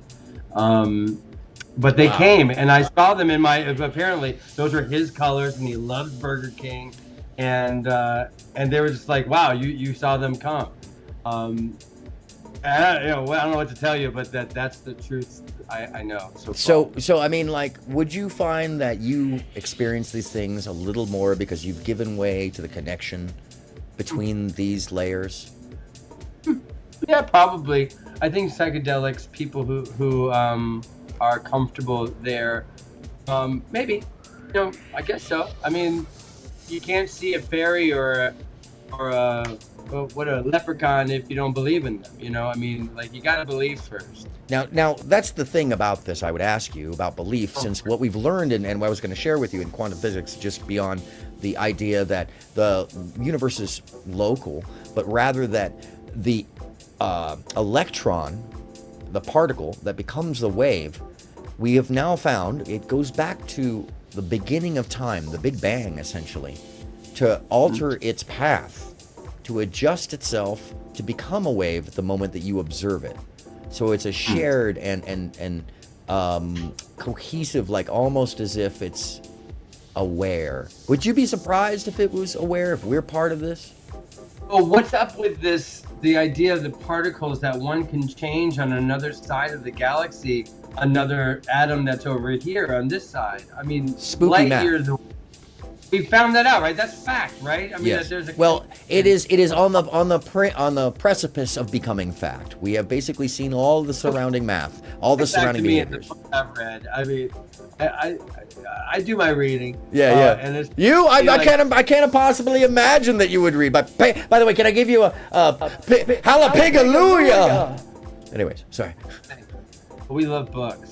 Books are the best. Yes. And they definitely have fed especially me becoming a captain of a ship.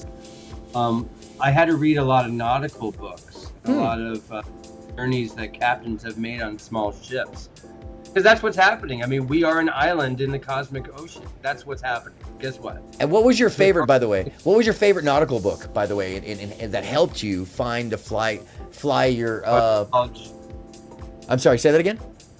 I said, oh, geez, I have to tell you about that guy. So I read a lot of books. This guy here is George Dibbern, and his book is called Quest. And it was about him being a German, having left the country early on. Long story short, he's the first captain who, or first person, not only did he leave his 3 daughters and wife in Germany in 1930, but then he tried to find a place where people can come together and be free and I mean, Renaissance man kind of a thing. So he took his small boat and left Germany and ended up becoming interned second time. So first time during World War II, he was in Australia, and they took him away from his life and they threw him on this island, Somes Island, and where he spent almost a year. Anyway, comes World War II, and the Nazis are after him, and everyone's after him because he's like, I'm a free person. I just want to be free. I want to find a place where I can bring my family to. He ends up writing that passport I just showed you, and going back to New Zealand and saying, I am a citizen of the world, and I am one with everyone, just friends with everybody, and my ship is a bridge for goodwill to humanity.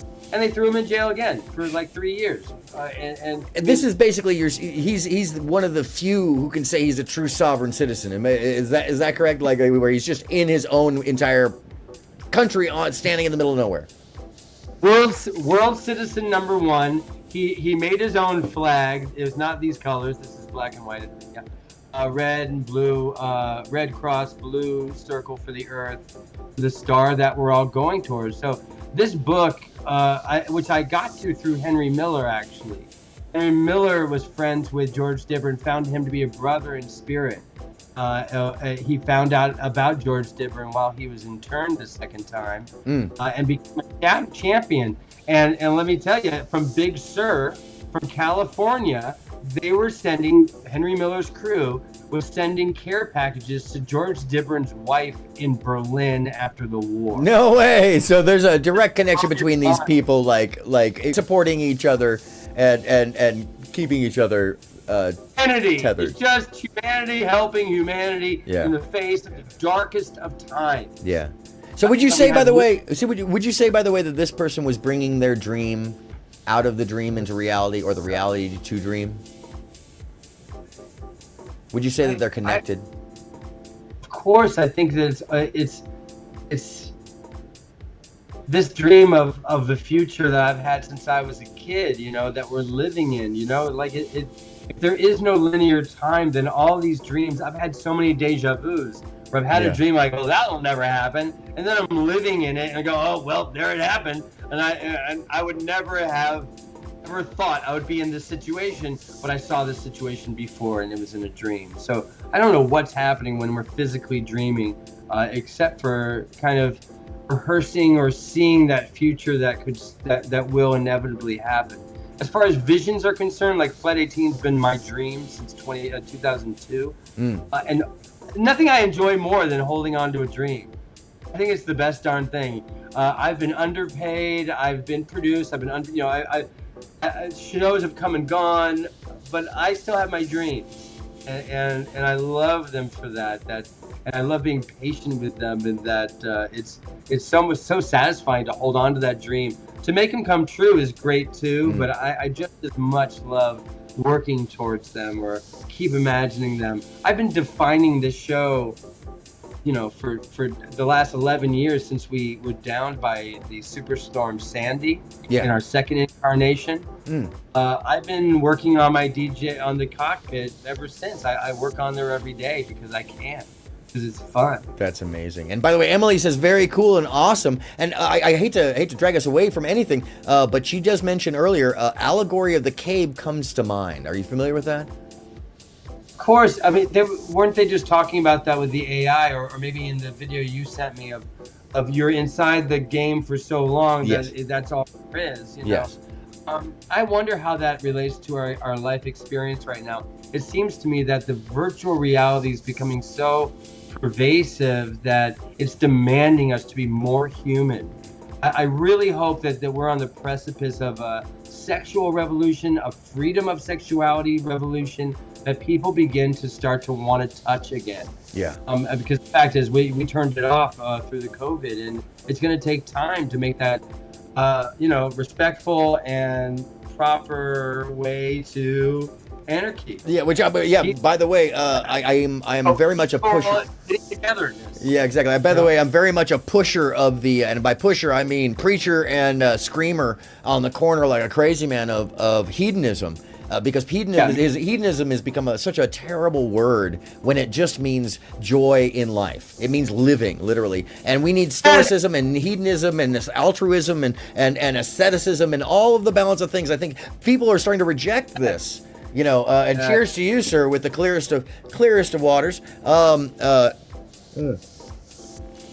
I want to say that hedonism drives the dream often, and it's so important to finding ourselves in a quote unquote heaven state and a dream state. Wow. And that's where I tend to push that, especially when we're here in the ministry, you know, and I'm trying to just, you know, bring a little Dadaist joy. By the way, but I don't know if you can still see this stream, but I want to kind of drive this back around to a little more back to where you were describing what you do, how your show works, and by show, I'm sorry, I apologize. I'm so used to talking about. I'm so be meta. And the fact is, when the show's happening, we're a space travel experience. Like there's nothing, there's no show, there's no theater, there's no performance.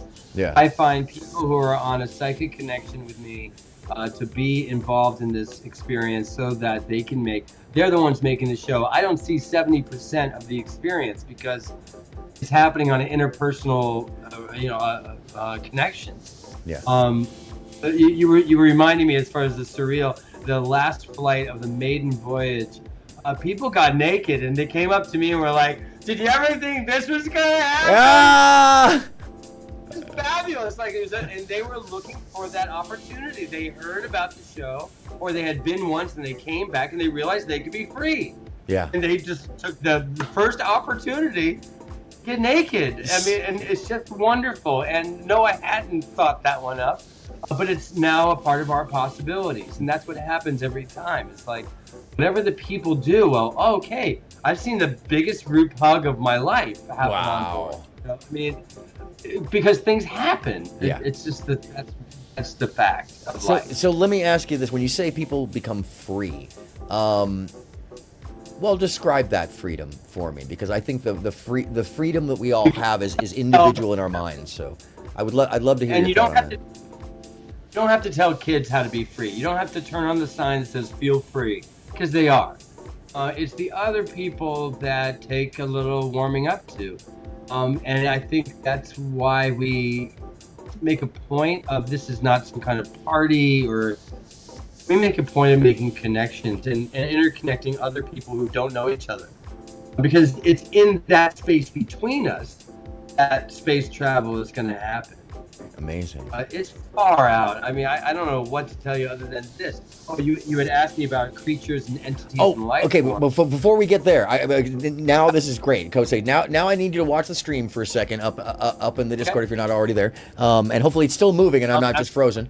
Oh, you got that too. All right. So I'm going to share with you. So the first was a debate between Terence McKenna and I always forget the other gentleman's name. Somebody else who Terence McKenna would have argued with at some point in time, and it was an AI. This is all made up out of the dream state, basically, of Josie Kins, and she being an altered states of consciousness, specifically a DMT scientist working for a company synthesizing a molecule out of the DMT formula to help people find altered states of consciousness without the psychedelic experience, but rather the transformative effect for health and humane purposes. So what I'm going to run here is they're up in the corner, and I'm gonna widen them on out here. In fact, here I'm gonna go to the big turn here. So you're gonna disappear for a brief second, and let me get there. We are. There's the big turn. Here we go. Let me just start the video, and what we're hearing here is the argument over our existence. And let me turn up the audio. It's a little quiet. Today, we have two very special guests, Jester Entity and Mantis Entity, who will be discussing a topic that has puzzled many for centuries. We have two DMT entities. And don't worry, it shouldn't be moving. Who will be debating whether or not the humans who occasionally enter their realm are real beings or just a product of their imagination. Thank you for having us on the show. This is a topic that has fascinated us for quite some time. Yes, indeed. We have seen many humans come and go in our realm, and we are still not sure if they are real or just a figment of our imagination. Well, let's get right to it then. Jester Entity, why do you believe that the humans who enter your realm are real beings? Well, from our perspective, these humans appear to be just as real as we are. They have a physical form and seem to interact with us in a meaningful way. They have thoughts, emotions, and intentions. Pause this for a second. So the entities are starting to, basically talk about whether or not these creatures that come into their dimension, whether or not they're real, whether or not we exist in their dimension. So the idea here is that the debate is essentially between the Jester and the other entities as to whether or not we're real. And as I play the rest of this, I just wanted to make sure you knew that these were characters that are existing on the other side and observing us. So I just want to make sure that you were there with that. Yes, I can.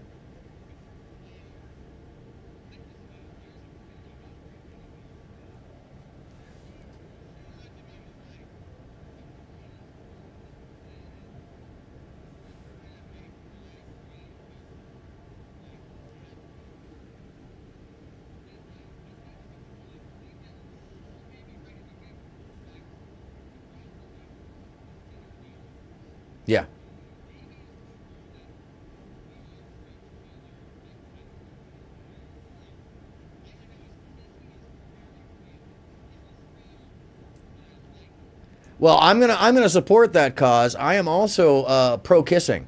I know it's pretty. You know, I'm sorry. You know, to my audience, any of the. I know. Can we bring kissing back or hug? Can we start with the hugs?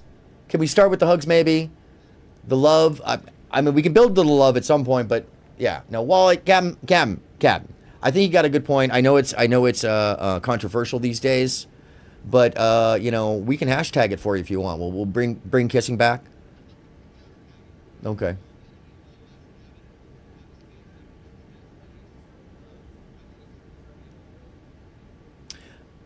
Oh, it's saying no sound again on you, Captain. Hold on one second. It could. Oh, I know why. That's my bad. No. That was. It's my bad. I need to add in the. And by the way, stand by, please. Thank goodness for Emily. She's always on it. I need to make sure to add in the audio for you. You know, originally it was just a call-in box that I could just add, and I say yes to all this because it's what needs to happen, and so oh geez, it's oh no, oh yeah, no, I can definitely hear that. So they're having a hard time with it because it's here. I'm going to go back to the other page. I know how to fix this real easily. We're going to go to the other page here now that we're caught up. Oh, please do. I mean, we are a stream of consciousness here. That's the whole thing is dreams and reality being so close to one in general that, oh, hey, it does not want me to change right now. I don't mind that I'm not changing, but I like being me. Woo, speaking of which, hey, why don't you describe? Oh, here we go. Now we're back. Goodness gracious. All right, so I'm going to play the rest of this entity thing, and that's amazing, by the way, that spaceship you got going on. I'm going to have you describe that too and what you do with that. So we should be able to chat if you wouldn't mind. Wally, can you test a little of your spaceship control, please? Can you hear me? Chat, can he be heard? Can I get a 1 in the chat if he can be heard? All right, let's just get some love. There's just a little love vibration for you. Oh, that's lovely. Can you hear me now? Yeah? Oh yeah, I can hear you on the stream. All right, that's fantastic. By the way, so Wally, I'm gonna finish off this debate so we can start from a place of controversy beyond just the kissing, because I think these two things add up. Our perception of reality and kissing, you know, as a expression. I think experience and wanting experience is a big deal. So it's just stand by. I'm gonna feed this to you here, sir. We are not just a projection of our own minds. We are, after all, in a hyperspace realm where anything is possible. So you're saying we're in a hyperspace realm? But I believe that the fact that they appear to have their own thoughts and intentions suggests that they are independent beings. We cannot control their actions, and they seem to have free will. But what if we are just creating them subconsciously? Perhaps our own desires and beliefs are shaping their appearance and behavior.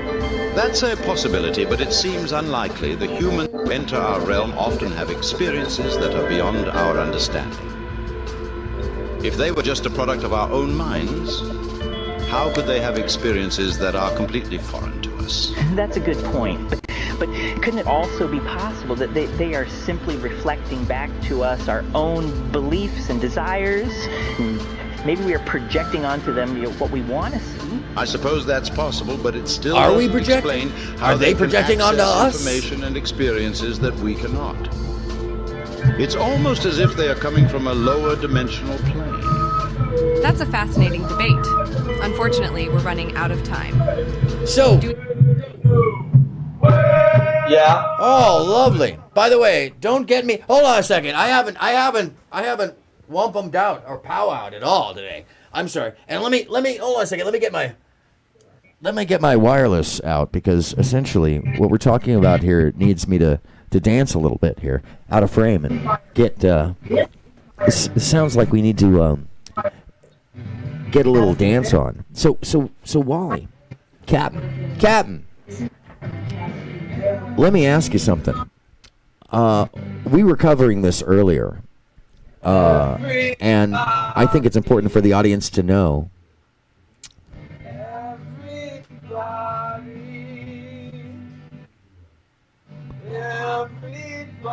Oh, that's lovely.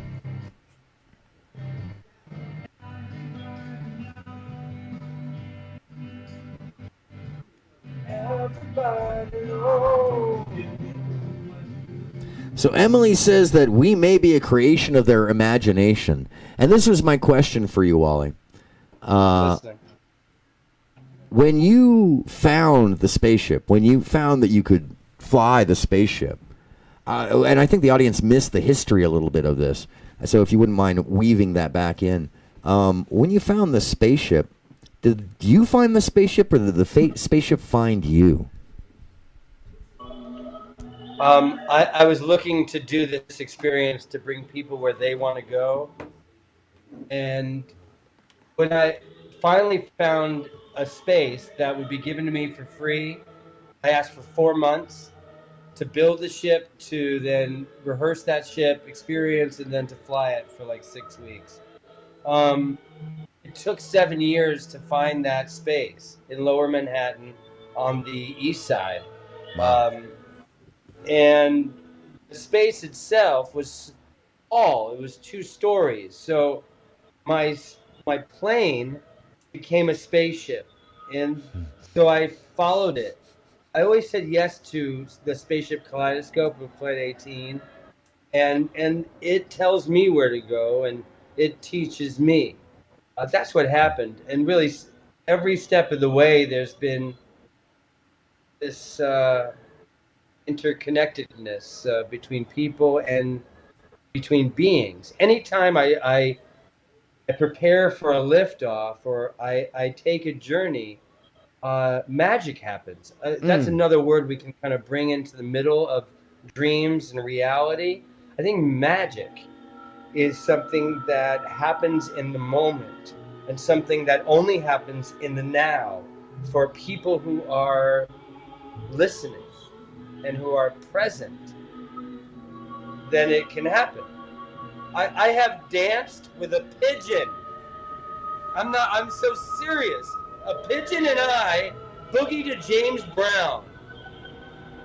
And what did the pigeon? What was the pigeon's name, by the way?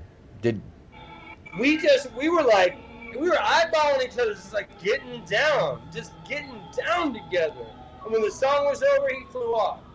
I mean, I'm saying we danced for over 2 minutes, well over 2 minutes. And it was just the pigeon and I in the space that I was lifting off from. And it was just me, just the captain. I can fly my own ship. I can put it together and I can open it up and I can get off the planet. But I invite everyone to come along with me, even the pigeons and the dogs. Now, cats, I don't know. In that state, do you think that the pigeons and the dogs, not unlike the DMT entities, are actually as much, if not creating this reality? Because I mean, if our friend, and I'm pretty sure I know who you're talking about, believes that all of us are creating the reality around, let's say, this person, would we say that maybe, or more likely, the argument is being had by the dogs, the cats, the birds, the bees, the surrounding realities around us, the perception of this reality? Are we to assume, essentially, that all these things are communing with us, that we are actually part of them and they are part of us as far as an imagination and an idea and perception? You said it. The answer is yes. The answer is yes. Until we know better, say yes. Until we know better, let's pretend yes. Oh, well, why do we have to pretend? Why do we have to pretend? I mean, apparently the dream is our waking state, right? Yeah, I mean, like it's a part of just an acceptance, a radical acceptance. That's what I'm about. What do you mean by that, Wally? What do you mean by radical acceptance? By the way, Emily gives you a big old yes, and by the way, just for that, Wally, I'm going to give you the triple air horn. Sorry. She's saying yes to the essence of radical acceptance. That's what I'm feeling Emily saying yes to. Yes, she was. Radical acceptance is that everything is exactly the way it's supposed to be all the time. So that's a belief that the eternity, the infinite, everything's perfect. It all worked. It has happened already just exactly the way it's supposed to happen. and that destiny is our free will at play. Stop me when I'm wrong. No, well, I mean, like I have nothing but yes to say to all of this, and I would ask you again, what does this mean to you within your flight? How do you I mean, you've already described this in a couple different ways, but I want to know how you, as an individual on your day-to-day basis, connect these things like tissue. How do you put these together and enact them beyond just the space, just the craft that you've developed for other people to fly in? Where does this all come from, too? What can I say? When I was doing this video for the ship, I wanted to show everyone the new design of the spaceship kaleidoscope, and I haven't shown anyone yet because I feel like I had to just make a little video or something to share, right? Yeah. It'll come up on flight18.net. I would say in the next 3 or 4 days. I've got to finish it. Just do it. Get it out there. Show people the dream. So do you have a website then I should be sharing at some point here? Flight18.net is our website, and that's where I'll post the video. Maybe there's if you get in the little wormholes, you'll find a pitch deck that has some of the images in it. I've been trying to make a pitch deck, and it's all just so What is crazy. that, by the way? What is that? Hello space. It's for producers or people with money, like want to what's the thing and put it in a a pitch deck. Yes. I'm sorry, I was so in the ether at this point in time. So by the way, I'm sharing this on my screen right now. If you're interested in finding out what Flight 18 is about, it's flight18.net. I've got it here up in the corner of my screen. There's Welcome to the Future and Make Contact and Brief History. If you want to find out what that video where you can see the road that we've taken, and this video I'm making now is the not so brief future of Flight 18. And do you have a YouTube or a Twitch or a Twitter or a... The YouTube is EB Wally. Maybe there's Flight 18 there as well, I think. Maybe there is. There's probably Flight 18 there or on Vimeo, as well as EB Wally on Vimeo. Most of my work is there on the Vimeo, although I stopped paying for it, so there's not a lot of stuff, but the good stuff is out there. That's fantastic. Well, I by the way, separately, on a total separate note, and this does not conclude anything, I welcome you over to both Twitch, where there's a great interaction with the audience, as far as they can throw things, they can take part in a different kind of way, which is, by the way, there's two audiences. I don't know if you know this, Wally, because there's two different audiences here. There's front end, back end. Yes, there is a front end and a back end. Twitch is actually casting at the same time as YouTube, so we're mostly here on YouTube, but there's another group of people being indoctrinated. Let me just say this with the everybody. Yeah, exactly. And I just want to say this with the effect on it, so that we know that I mean what I mean, because I want to spread the love to my loved ones. I want to free the flying pig in us all, because the flying pig is the love we have for life. That feeling that we are connected, that openness to the being of all things, that frees ourselves from these mental prisons. And hallelujah to you. Anyhow, sorry, I didn't mean to digress there too far, but every once in a while you just got to drop it in and remind them that they're at the Ministry of the Flying Pig alongside you. Oh, thank you. So I appreciate you as well. So I'm actually about to put in the chat. So give me 1 second, because I'm terrible at multitasking sometimes. Although I am running things with two hands. It's because there's 12 things here, and I only have 8 arms. Which, by the way, I wonder what our friend would say if I showed her my Vishnu pose. Which, by the way, I don't know if I can do this right now. Let me see if I have it still. Oh no, you can't see it. It's better when I actually have it. So I've set up my camera to make me look like Vishnu at some point in time when I do the other show. But anyways. So, yeah, EB, Captain, Wally. Hey, baby. Wally. I have to go eat. Okay, I mean, you got to fly out. I understand, but I just want the audience to understand your dream state that you've brought to the audience, that you share with them, because you've described what goes down, where it's at. And I'm going to put in the chat your website right now, but I really want them to understand your theory, your use of knowledge and wisdom, love, sharing. I want them to understand how you built this reality and how this happens for you and what it means. Well, I mean, because I think they have an assumption, but I want to hear it from you, the captain of the I wonder UFO. what the assumptions are. I'm not sure. I can say simply that it's a belief in serendipity. It's a belief in the moment. That what I do is outside of the box. I've always been outside of the box, making shows or theater that just is making a new kind of experience for people. 2010 was before the word immersive came around, where people want to like be a part of the experience. That's all I do. I mean, because I'm an audience member. Like, I'm the best audience member around. You are. I hate to toot my horn, but I love the show and I love giving everything to it. So that's the kind of experience I wanted to create. Something that people could throw themselves into and have just a ridiculous amount of fun. Oh, that's amazing. I love that. And by the way, I'm all about that fun. I'm all about actually like just, especially on Sunday, because it's Sunday fun day, you know, I mean, to free ourselves and to be, unadulterated and hedonistic and loving, you know. Oh, Lita Caproni, I'm sorry. One of our regulars was Lita Caproni. Sorry.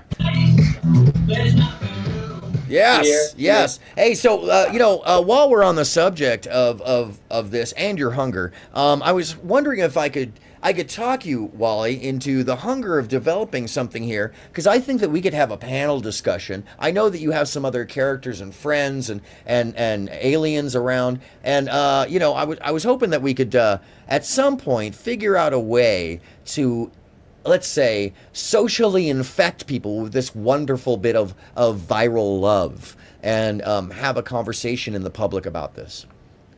I would love to. I think it's happening right now. That's right? Yes, it's part of it for sure. Okay.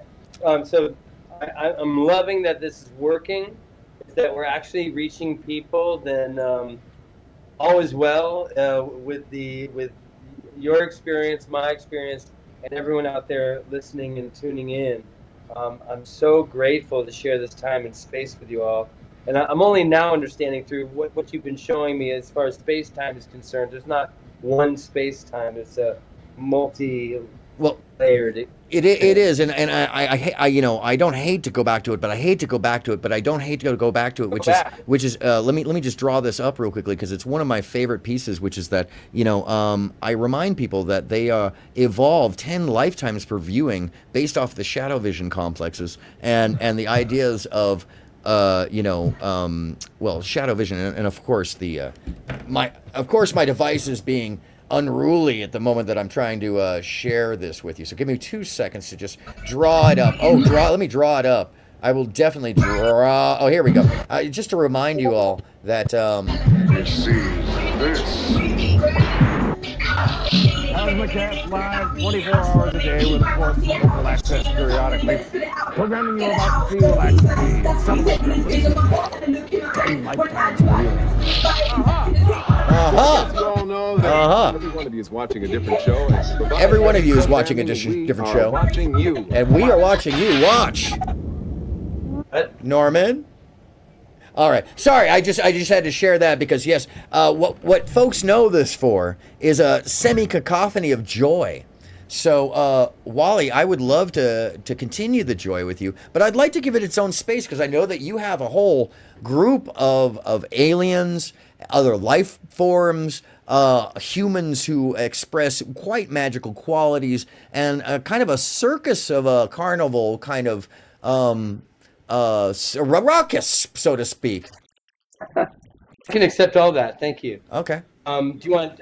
I'll tell you about some of the cast of characters if you'd like. I would love for you to describe to me who you carry around with you in the spaceship, sir. Well, there is a gentleman who came in on the maiden voyage, and he's always going to be with us. So shout out to Stephen Boogie Down McMullen. Beautiful. He's our bosun on board. Our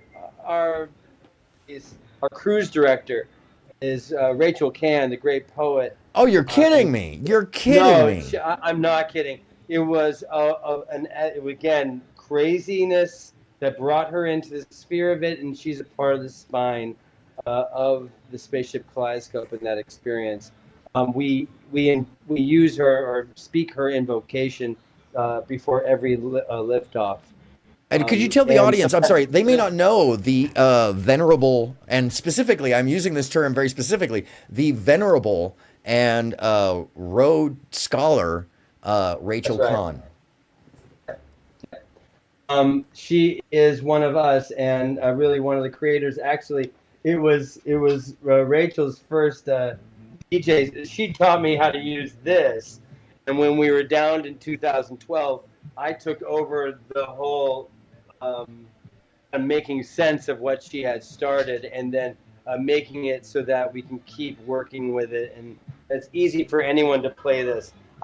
You don't have to know any of the tracks I have here. You can just scroll down and push a button that has a light on it, and like it's going to be enough. Oh, that's fantastic, man. It works. Like it's all working. So I can go to Earth, I can go to Mars, I can go to the Sun, and I've got sound and spoken word or music that goes with that, and vibration of these heavenly bodies. That's amazing. And is this something you developed with Rachel in conjunction with her, or is this something you built and pieced together through your own variances? Since the maiden voyage, so it's really crazy. The maiden voyage, like I really wanted everyone just to be free, meaning the space flight attendants, the flight attendants, to be free, just interact and let the experience happen.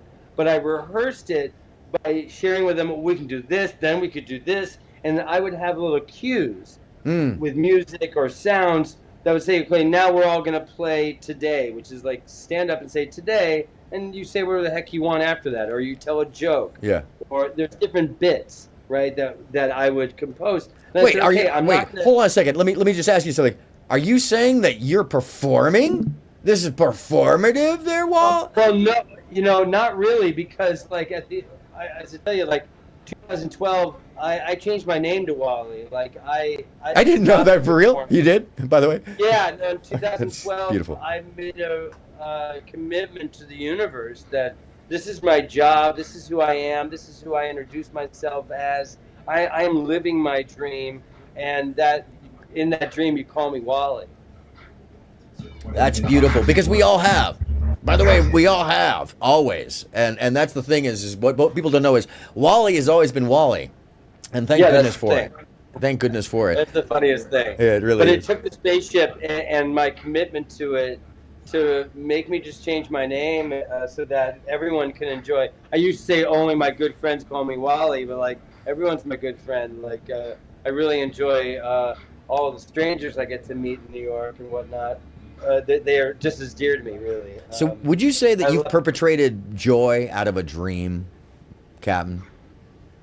I'm telling you that this world forced me to do this. The Mm. darkness that we're living in, the craziness that's manifesting in the three-dimensional is begging us to lift the torch up, keep it alight, and share it. Do what we can to keep the light on and connect people with themselves and each other and the galaxy that we live in.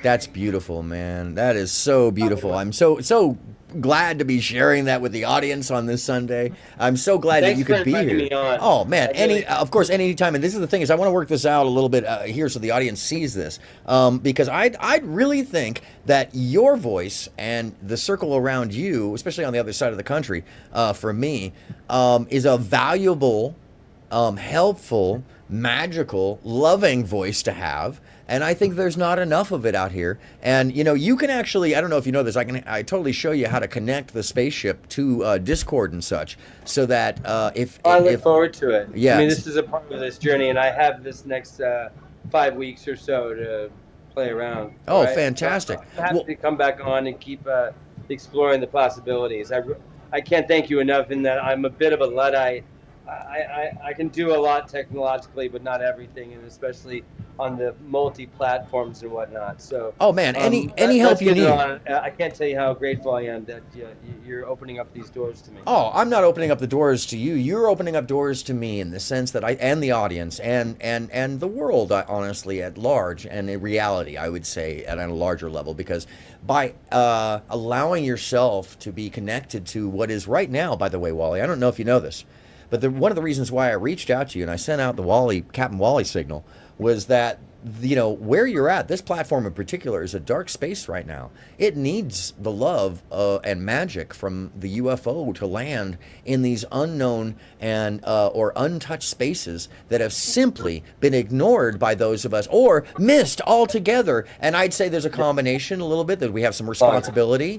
Personally, I'm going to put on you as a captain. I think we have responsibility as a, you know.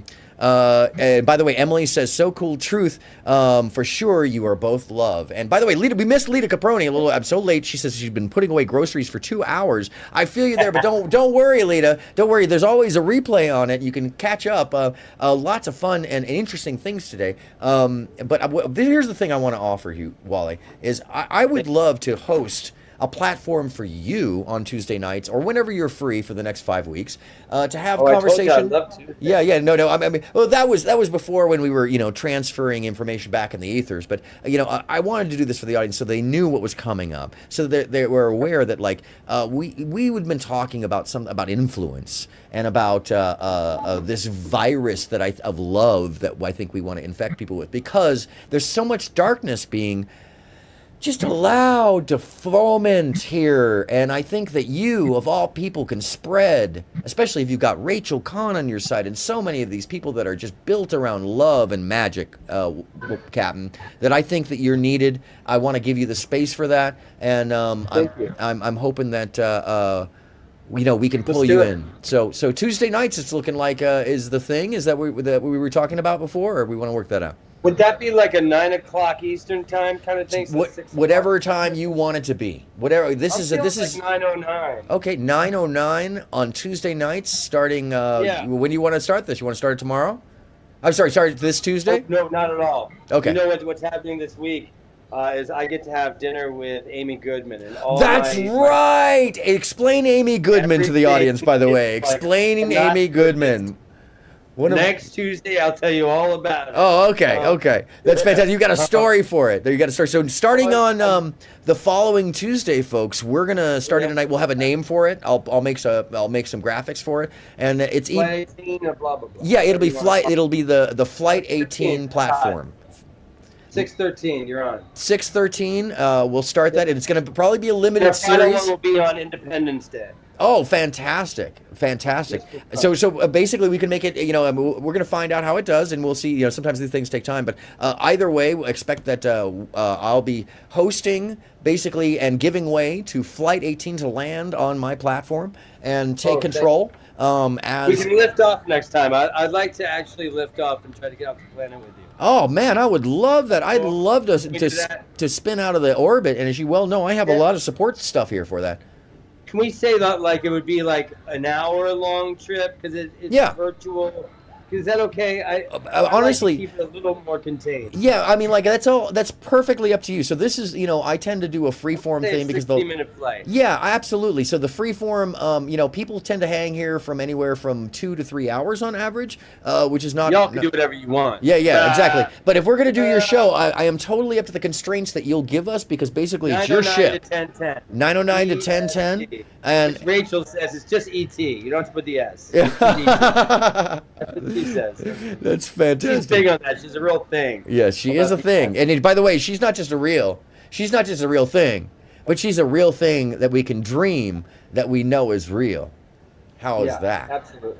So, but she brings the dreams. By the way, she's also one of the most knowledgeable people about some real life magic when it comes to both words, the use of words, and also the studies of the esoteric. One of the more magical people on the planet. We know a couple of those who would believe they're magic, but we also know one who is magic, and it's perpetrating in their behaviors. And I find that most of the time, by the way, Wally, I don't know, and we'll leave it here. What do you consider dream and magic? What would you call that? What do you say about that? And just tell me whatever you think comes to mind. Well, magic is the playing with the dream in reality, right? Magic is in motion. Magic is when we see it moving. The dream is something that always is, that dream world, the other dimensions. This is a constant. When the human 3D, and when you interact with it, that's magic. It's the best I got for you. No, that's more than the best. That's beauty. I'm gonna have some artichokes and corn right now. Oh, I'm so jealous of you. I need to go get something to eat myself. So, artichokes and corn. and that's where we send the parishioners off today. I'm so glad we could do that. That we could send them off with love and magic and an idea of a dream, and also to know that, by the way, Captain Wally will be back, and we're giving him a landing space. It might be a limited series, so catch up with it. Yeah! And let me give it. Can I get a hallelujah for Captain Evie Wally? Horns on that. Yeah. Horns? Oh yeah, we can get some horns. Hold on a second. Let me get hallelujah. An explosion. Hold on. Parkour. Woo! Yeah, baby. Love it. By the way, love you, sir. Tune out. I'll see you on next Tuesday. Yes, indeed. And by the way, just next Tuesday. So everybody will be back with the Captain E.B. Wally and Emily, Flight thank you 18. for your chatting. Oh yeah. Thank you everybody for joining us as well. And as I send E.B. Wally off to the void, which is what Wick always calls it. Let me see, how do I do this? I've never done this. So Wally, as I untether you from the landing platform, I just want to say thank you for coming again. Thank you for sharing all your love and dreams, and I will see you soon. There you say. Oh, hold on a second. By the way, Wally, before you leave, I must bestow on you something that was reminding me earlier, now that you're in the chat. Everybody in my chat is armed with a moderator wrench so that democracy and true love can be had by all. It's just fair. It's just fair. Nobody can get kicked out as long as you're playing part of the party, you know. So that's wrench, baby. That's right. That's awesome. Wrench right away for the one and only Captain E.B. Wally. Sir, you. I salute you with love and our dreams, and I untether your ship. I will see you. I will see you shortly and later, as well as now. Yes, indeed. Peace out. Peace out. What a wonderful human. What a wonderful alien. What a wonderful entity. What a wonderful bit of love who shares the idea that the dream is connected to the reality by bringing it into reality. So if you missed that conversation, feel free to roll on back. It was a wonderful time, a little bit of tech, a little bit of this, a little bit of that, but we're going to have him back. And not only that, we're going to give him a space. And we're going to give you the space now to go enjoy your day. And I release you off into the distance as the pigs fly around, and let's bring the pig back. Let's bring Super Pig back, shall we? And hallelujah, Lita, thank you so much. Hallelujah.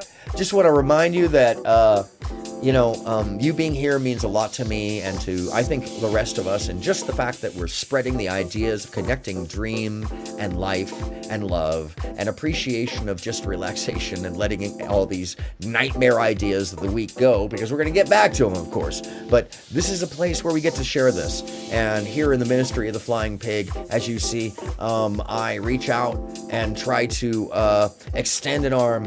Thank you, Emily. Thank you for being here, as always. And Lita, thank you for being here, and anybody else who is watching. I really do really care that you're here and really care about your involvement, and really am stoked that we have so much to share with the world. And I think it's important that we do that we share our dreams, and that we don't recognize the dream state as a divide from our reality, but create our reality with the dream state, as they are, as we have found, they're part of one. And we can create that in the world for a better world between you and I and we. So, hopefully that's clearer than not, and not just kind of an idea that gets stuck somewhere and doesn't get carried out. I think we can do this in just the smallest of ways, personally. And I think Captain Wally does this in the biggest of ways, by expressing that in, by expressing that in the public, by expressing that in reality and basically acting it out so that people feel it and feel the ramifications of the waveforms forming in front of them, going back to the beginning of time, making a reality, which is no different apparently than how we perceive the dream state, which is where I bring us to the idea that, dreams are reality. And by this, I give you the way. I head us out today, once again, with a song. Oh, hey, did I already wipe that out? Hold on a second. How did I do that? Oh, it would be helpful to use the right keyboard. Yeah. Sorry. It was just telling me like, no. Here, let me pull it up. Just to remind you that there is no safety. It is all about the willingness to suspend disbelief and attach ourselves to the freedom of the moment. To be one with all. And Lita, yes, much love to you. Much love to you. And we saw Creative today. We saw Lita. We saw so many. We saw E.B. Wally, Captain Wally.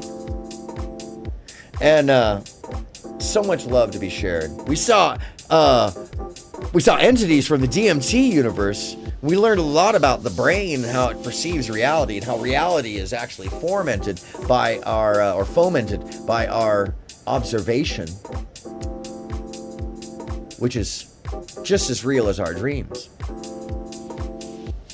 And with that, I say go ahead and be reckless about that. Because reckless dreaming of dreams, I think, brings us to a place of love. I'm aronmsound, your maestro and your preacher for the ministry of the Flying Pig.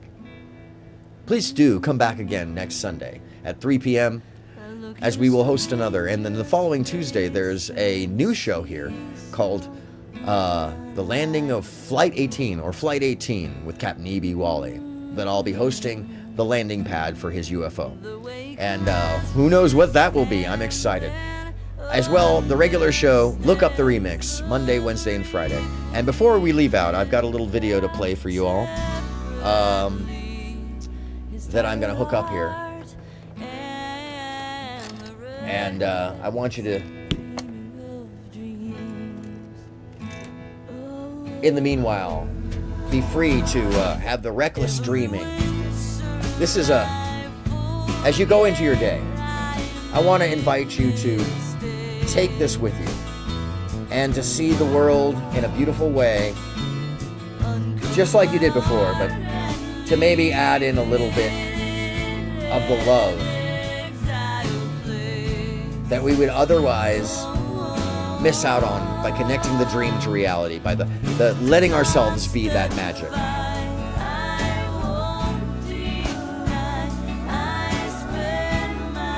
Daycare. Hi folks, what's happening? I'm aronmsound, and this is the Valverde Daycare. Basically, this is an after-school program that is pure volunteer. And as you see, it's not open right now because it's not open until after school time and or in the summer. There it is! It's basically taken up, kept up by all of us in town. I'm not directly involved, but I have dropped off some money to the little box out front, and it's basically what we're donating to up in the tip jar. So if you feel like, please do donate to our little tiny daycare center that takes care of the kids in town. And, thank you, Emily. That rules, by the way. I saw that. That's amazing. For the kids to come and play and every little bit helps to hang out and wait for the parents. As you can see, it's just a small building, and it's just the neighborhood basically keeping it up. Especially because it's a that new play park is really dope. When you donate, you're donating to this building right here, which is basically a double wide on bricks, and or it was on bricks. Now they got now they actually have it on a frame. Thank you. It used to not be. Having a great day. Thank you, folks. I appreciate you all, and I hope that the rest of your day is a fantastic experience of love and dreams. Have a great day, y'all. And thanks for being here at the Ministry of the Flying Pig Sunday. I'll see you tomorrow. Monday at 4 p.m., Wednesday at 4 p.m., Friday at 4 p.m.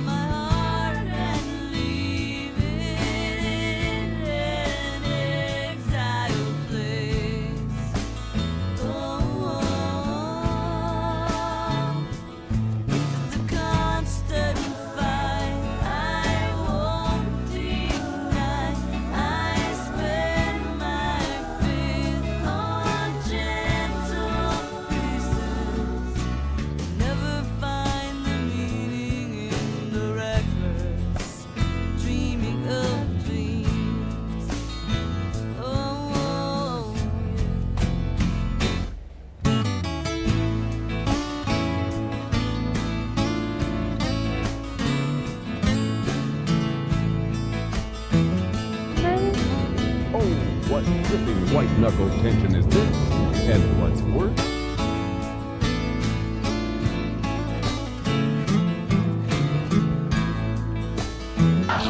Cosmicast live 24 hours a day with, of course, local access periodically. Programming you're about to see will actually accelerate your evolution 10 lifetimes per year. I guess you all know that every one of you is watching a different show, and to provide better programming, we are watching you. Watch.